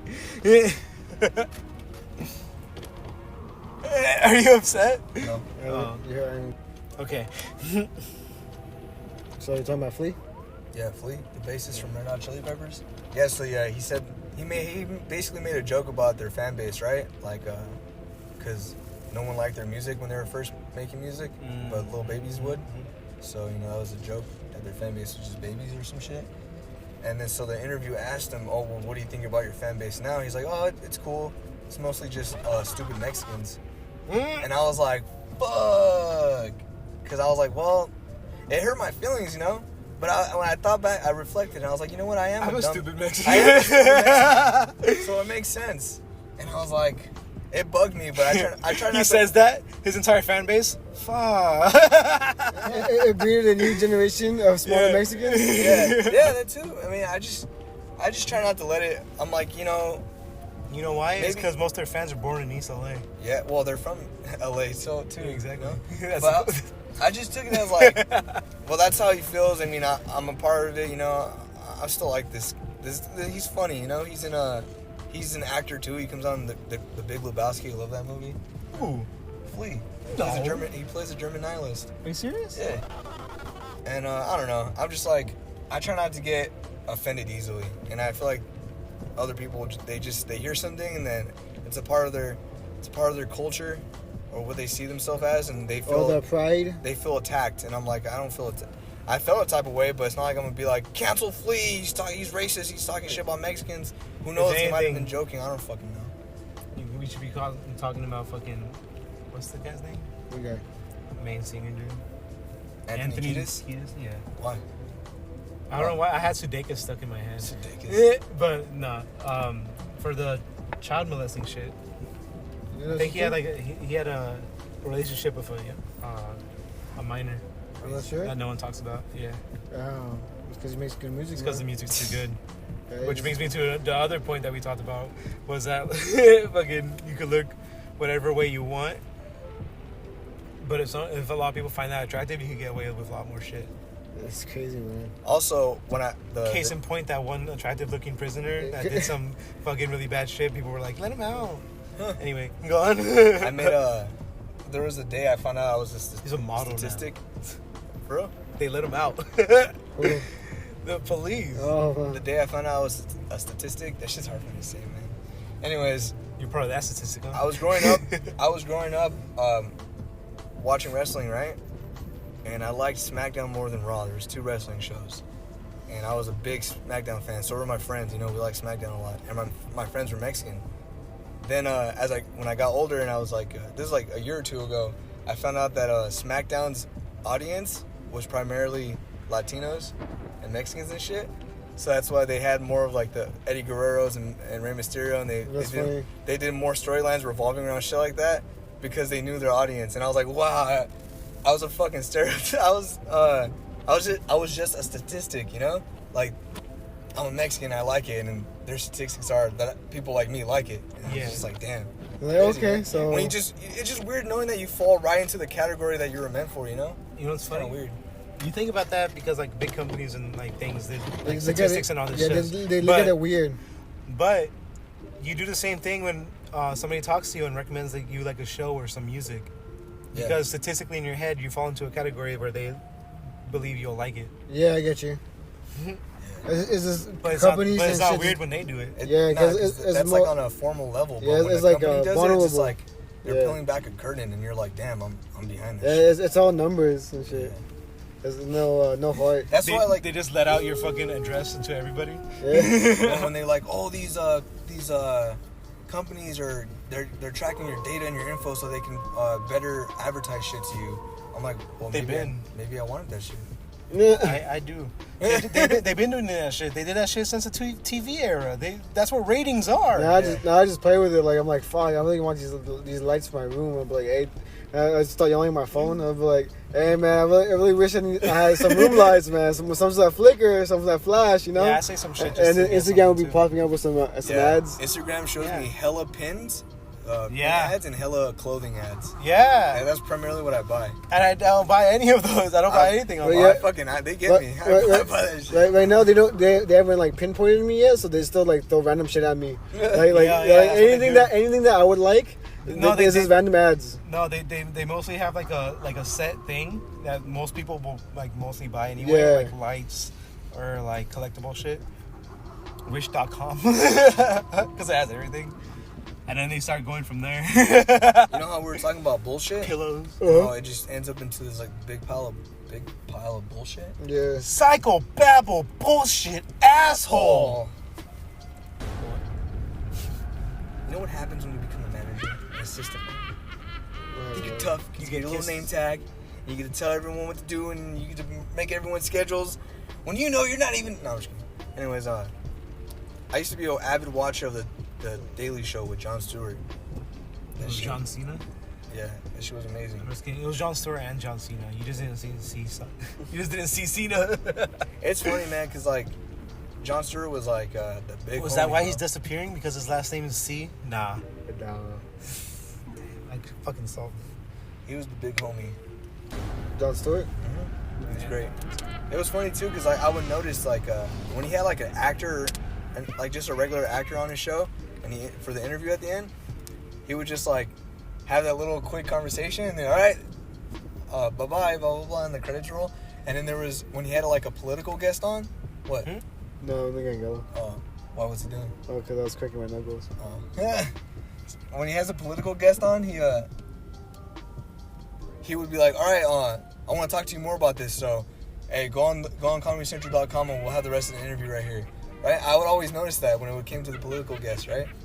So this one comedian came on, and they had like a little cool conversation, and then Jon Stewart was like, all right, that's the end of the show. See you guys next time. And then the comedian's all like, hey, no, let's keep going. He's like, huh? He's like, yeah, I always notice when you talk to other like politicians and shit, you keep going. So like, I kind of want an elongated interview too. And then John's just like, all right, then, well, you'll see the rest of the interview online. And I was like, that's cool that he fucking brought notion to it, you know? Yeah. But those basically comedy talk shows, I grew up watching a lot of them, and you know. Yeah, you used to always talk about Jon Stewart and shit. Comedy Central pushed you into that. No, it was Adult Swim. Well, how so? Because when I was a little kid, I would watch Cartoon Network a lot, and then they Oh, would show Space Ghost Coast yeah, to Coast. Space Ghost. So that was like the first one I got into, and then I started watching The Daily Show and the Colbert Report, and then from there, they had like a feud with Conan O'Brien, but I hadn't watched Conan O'Brien yet because he was on like some Channel 2 or some shit. But then he got the TBS deal in 2011, I think, and that's when I started watching him, his TBS era. But yeah, TBS, TFCI. So typically the talk show hosts, they do a monologue before they started getting into everything else. The last episode of Daily Show with Jon Stewart, his last final episode where he had like cameos from every fucking correspondent that ever was on the show, sadly except for Dimitri Martin. He couldn't make it. The only one we care about. Yeah, no, there's other ones I cared about too. But I really wanted to see Dimitri Martin. He wasn't there. And then He was too smart. he had too much things to talk about. Important things with Dimitri Martin. It's because every single time he come on set, he had the fucking like big notepad. It was like, no. So he did the monologue. His last segment was a monologue, and the monologue was about bullshit. Who, Dimitri Martin? No, Jon Stewart. Jon Stewart. He was telling the viewers at home that the political world's about to spiral out of control, or it's been spiraling out of control, right? There's gonna be a lot of bullshit going around, and you watch this monologue. You know, if it's on YouTube, you can look it up, but you can tell what he's really talking about, or whatever you think he's talking about, right? But he's just saying, yeah, man, there's a lot of bullshit. He's not calling any. That's the thing about Jon Stewart was that impartial as fuck, bro. He made fun of both sides. He didn't choose the side. I mean, you know what side he is on, but like when it came time to call that side out, he would always call him out, and that's why not a lot of people got along with him, because he would tell how it is. But in this monologue, he doesn't name drop any side, anything. He's just telling you there's a lot of bullshit out there. Try not to let it get to you. Pretty much the whole premise of the monologue. It's great words from a great man. And he laughed, and everybody let it get to him. Yeah. He gave, the show was handed off to Trevor Noah, and he definitely picked sides, and he 100% picked sides. Yeah. He literally picked a side. And yeah, man, and it's just crazy. But those are like, it felt surreal. Did you watch this? What was it? Stephen Colbert and Jimmy Fallon? What do you mean? When he talks about the coronavirus? No. No? I used to watch Jimmy Fallon too. Oh yeah, then he picked his side too. No, it's, just recently. I think it was like 4 months ago or something like that. I believe it was Stephen Colbert was on Jimmy Fallon, and this fool was talking about coronavirus and how like Stephen Colbert was making jokes about what you think caused the Wuhan virus, the bad that people are eating that maybe cause a little thing, and then that this thing happened, and so this happened, and so that's how coronavirus became coronavirus, the Wuhan coronavirus, or was it leaked from a lab in Wuhan called the coronavirus lab of Wuhan? Like, what does your mind point to when someone asks you that question? And then Jimmy Fallon was like, no, he's like, you can't say stuff, basically saying, like, trying to like cut him off from it. It's like, no, you can't say stuff like that. And Stephen Colbert was talking over him, like, it was Stephen Colbert? Yeah, I'm pretty sure. Yeah, you might have to refresh my memory, because they're both on that side. Yeah. Let me look it up real quick just so I can. Yeah, you lost me there for a second too. Stephen Colbert's a puppet now. Maybe I'm talking about someone else. I used to like him a lot. It's because when he did his show, might be talking about someone else then. He was a character. He played a caricature of himself. So it's basically a character, but with his name. Sure. He was like a Republican who like. It's funny because someone made note that when he would interview, when a talk show host interviews a celebrity or anyone, they're sitting right next to him, right? Yeah. And they walk out and they sit next to him. But when Stephen Colbert, because he's like a vain, conceited guy, his character, when he would interview people, he'd run over to them as if like they're like it's the other way around. You feel me? Like he's a special guest to the interview that they're conducting. Yeah. But when he got the late night show, when he took over for Letterman, he dropped the character, obviously, and he kind of just became himself. And he's still pretty funny, but then he kind of just became like an agenda pusher too, and like he couldn't really like make. Oh yeah. I'm thinking of someone else. He tries to shut people down, like even this guy didn't pick sides. Yeah. So when Conan O'Brien has Bill Burr on, he like stirs the fire. He says intentional things that's gonna make Bill Burr go off on tangents and shit. But when Stephen Colbert interviews Bill Burr would tell a joke and the audience isn't gonna laugh because it's fucking it pushes boundaries and they're afraid to laugh. And Colbert's just gonna act like he's just gonna move on to the next subject and he's not gonna laugh either. He's not gonna fan the flames. How would you be? Would you try to get a rise out of people? Yeah, I would definitely. I do it nowadays. I know. When I'm having a conversation. I know with people hear hear it in the fucking podcast. Of you trying to get a rise out of us? I say things that I know will make a reaction, and then once you get their reaction, I go, dance, puppet, dance. This motherfucker thinks we're the cover art. For Metallica. Or which one?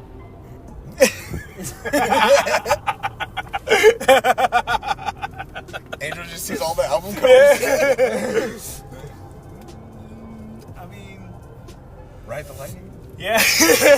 Black album. The black. Yeah. Excuse me. It's not actually called the Black Album. It's called Yeah, it's Metallica. Yeah. Is it called Self-titled. Metallica? Yeah, it's self-titled. Oh, I thought it was called like Magnetized or some shit. No. Dehumanize. You know, my little sister, she's half black, right? And she does like Uber Eats and shit now. Oh, And, really? yeah, I randomly saw her outside of my job the other day, so she gave me a ride home. I was thinking about doing that. And she was, we were catching up, and she was telling me how like her and her boyfriend, who's also black, that they were my little sister. Yeah, no, I was telling you that who? Her and her boyfriend, they were making delivery. He was with her when she Oh, was you're making just deliveries. explaining. Yeah. I thought she was telling you, hey, these people are black. No. I was like, wait. No, it was a trip. Let me beg you to your face before you see him. Yeah. No, it was just a trip because they were telling me how like they go to Redlands, right? And she was telling me that Redlands is a bunch of racist people. I can see it. That's what she's saying. And then so she's saying that like they go to these apartment complexes, these nice apartments, and someone has an order and she's trying to find a way to get into the apartments because you need like the gate key. So they're like they'll ask people that come by, blah blah blah, and no one wants to open the door for them. And so eventually this white guy comes out and starts taking a picture of her fucking license plate. She's like, hey, what the fuck are you doing? And he's like, you guys aren't supposed to be here. And she's like, oh, who are you? Like who are you to make action on this, right? And he's like, oh, I'm the manager. She's like, oh, sure, you're the manager. And then she got mad because he kept pestering them. So my sister got out of the car and was like telling him, she was like, look, I have the Uber Eats order right here. Like how I bet you feel stupid now. And he started talking more shit. And then so her boyfriend got out of the car and called him he's like, man, shut up, you white piece of shit or whatever. And he's like, that's it, I'm calling the cops. And they were like, why? And he was like, because you guys are being racist to me. And I told my sister, I was like, what the fuck? That's dumb. Like, he's the one, like, causing problems and shit. Like, why you gotta be so suspicious and nosy, you know? Motherfucker laid the trap card, dog. He was waiting for that. That one was always being dialed. In his head, he was like, I'm not gonna say any Anything. fucking like race affiliated thing. I'm just gonna act like this. Yeah, I'm gonna let them do it to me. I'm gonna let them do it to me so I can fucking be on the high ground. So I told my sister, I was like, I mean, it's not like he called him a cracker or anything like that. Yeah. And then my sister's like, you know, that's not even a bad word. And I'm like, for real? Like, how so? And she was like, because I was thinking that cracker was like a derogatory term, like a racial slur, because crackers are white. Some crackers are white, you know. Like Yeah, they're also salty. Edible. They're salty white. My sister said that the reason why people called white people crackers is because they cracked the whips. They cracked the whips. I heard from some conservative people that was just a new thing. That's a new age thing. That's a new age thought. For real? Yeah. That shit blew my mind. I was like, damn, that's crazy. So then, that was just like a revelation I learned recently. I was like, damn, that's crazy. It's a trip. It's funny because like you think about it and you're like, yeah, I can see that, and you never really give it another thought. Yeah, because you're just like, oh, I'm making fun of him, but then in actuality, you're giving him a name that has power, which is all the double entendres in life. And I told her, I was like, yeah, Dave Chappelle has a lot of conspiracy theories. He plays a character in a movie called Undercover Brother. I mean, he plays a character named Conspiracy Brother. What do you mean, good morning? Yeah, what do you mean, good morning? And when I was a kid, I used to think, well, this guy's crazy. What's so wrong with good morning? But then it turns out, you know, morning, like as in you're suffering loss and you're going through it. So good morning. Like that's how you start your day in morning. I was like, damn. Oh, like our episode, Good Morning Fools. It's good morning somewhere. Mm-hmm. Yeah. Oh, is that what we mean every time we say it? There's a good morning somewhere. I mean, the world is a always dying place. It's chaotic. Be grateful for what you have. It's like people worry too much about like stuff they can't control. When if they can control themselves, if they can just control themselves, then they can. People will see that and then they would want to control themselves. It's like a ripple effect, and in doing so, like if people just practice on themselves rather than practicing on something else, everything would be better. If you personally sought out to be who you needed to be in life, and everyone thought like that, then it wouldn't be as shitty. The best thing about that too is that scaring me. You can always always stop when I said stop. You can always grow. You always have room for improvement. Yeah. I had to learn that shit too because I thought that I improved a lot in words, right? But you know, it came crashing down. But now I have a lot of shit to learn. What if you guys look at it the other way? Like the white man created the thing of cracker actually means the crack of the whip. So you guys shouldn't say something that gave us power. And like that, so they're getting rid of the word cracker for themselves. And I think God, that shit really hit my feelings. That's some controlled opposition right Yeah, there. that's what I'm saying. Yeah, that's what I'm saying. People listen to a lot of white liberals, it but hate a lot of white people. It could happen both ways. They could be the ones that made people stop saying cracker, or they could be the ones that are trying to make cracker better for them. That's the thing that kind of bugs me the most right now is when I see a white woman go, I hate white men. We need less. I hate them. I don't want anything to be involved with them. I mean, she has the power to. It's like, did your father love you? To add some dye to that gene pool. Yeah. Oh yeah, City Morgue. What about him? They released a new album, and they released it on October 15th, the same day that Halloween Kills aired in theaters. Oh, that's cool. Yeah, it's fucking awesome. And, it's a real heavy day. It's a great fucking album. There's only one song I don't really fuck with, but everything else is great. But listen to it on the way home. Yeah, let's listen to it on the way home. Oh, I have one of the songs on my October playlist. I guess we'll listen to him on the way home. Yeah, so just sounds like we said the same shit. sounds like we're repeating ourselves. The shit I hate. I fucking hate it. Yeah. You can't keep getting away with this. Angel's really good at that shit, man. How so? Because like he won't even know the song, but he'll make you think you know the song because he's singing along so quickly. Oh, I get you. And then like I kind of like sound I mumble out words that kind of sound like the word that's gonna come up next. So like there's like earlier you guys were saying like your brain just associates it with it. And it's hard to do it back to you. And then I kind of like like what do I do? Oh, I can kind of predict what other people are saying by like what other words they said beforehand, especially if it's a song, because I'm gonna see like what like the punchline is. Angel auto-corrected himself, and he also prediction text. Yeah, like by like the kind of flow they're on and the punchline they're gonna deliver, and plus like what kind of rhyme scheme they have, and so like I kind of like go through in my head what words would go best with this one, and sometimes it works. Yeah, this album's called City Morgue Volume 3, Bottom of the Barrel. And my favorite song from it is Everything Is Broken. That shit's amazing. Everything is broken. Everything is broke when you're part of a team. Like, it's pretty sad. I definitely relate to it right now. I'm like, fuck! Everything is broken. And then my other favorite song is called Mother Lover. That shit goes hard as fuck, bro. You mean from fucking Lonely Island? Sos Mula has like, he starts off his verse, he goes, Grim Reaper, dig my grave 6 feet deep or some shit like that. I was like, damn, that shit's fucking hard, bro. Can't do it justice, dog. I ain't no rapper, but I mean, if he didn't have a grave to begin with, it would just be a normal grave.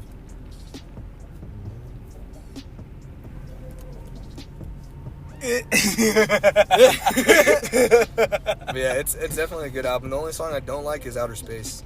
It's like really repetitive and not that good. I do kind of like repetitive stuff. It depends how they deliver it. Yeah, Scars on Broadway, all of them.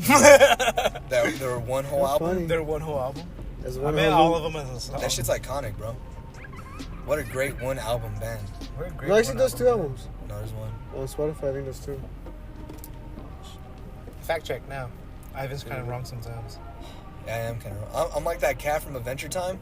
I'm Yeah. almost Oh, right yeah. on everything. What did he say? I have an astounding knowledge on almost everything. I don't know. See, I'm a cat. I don't know. No, but then he's like, "Oh, go over there.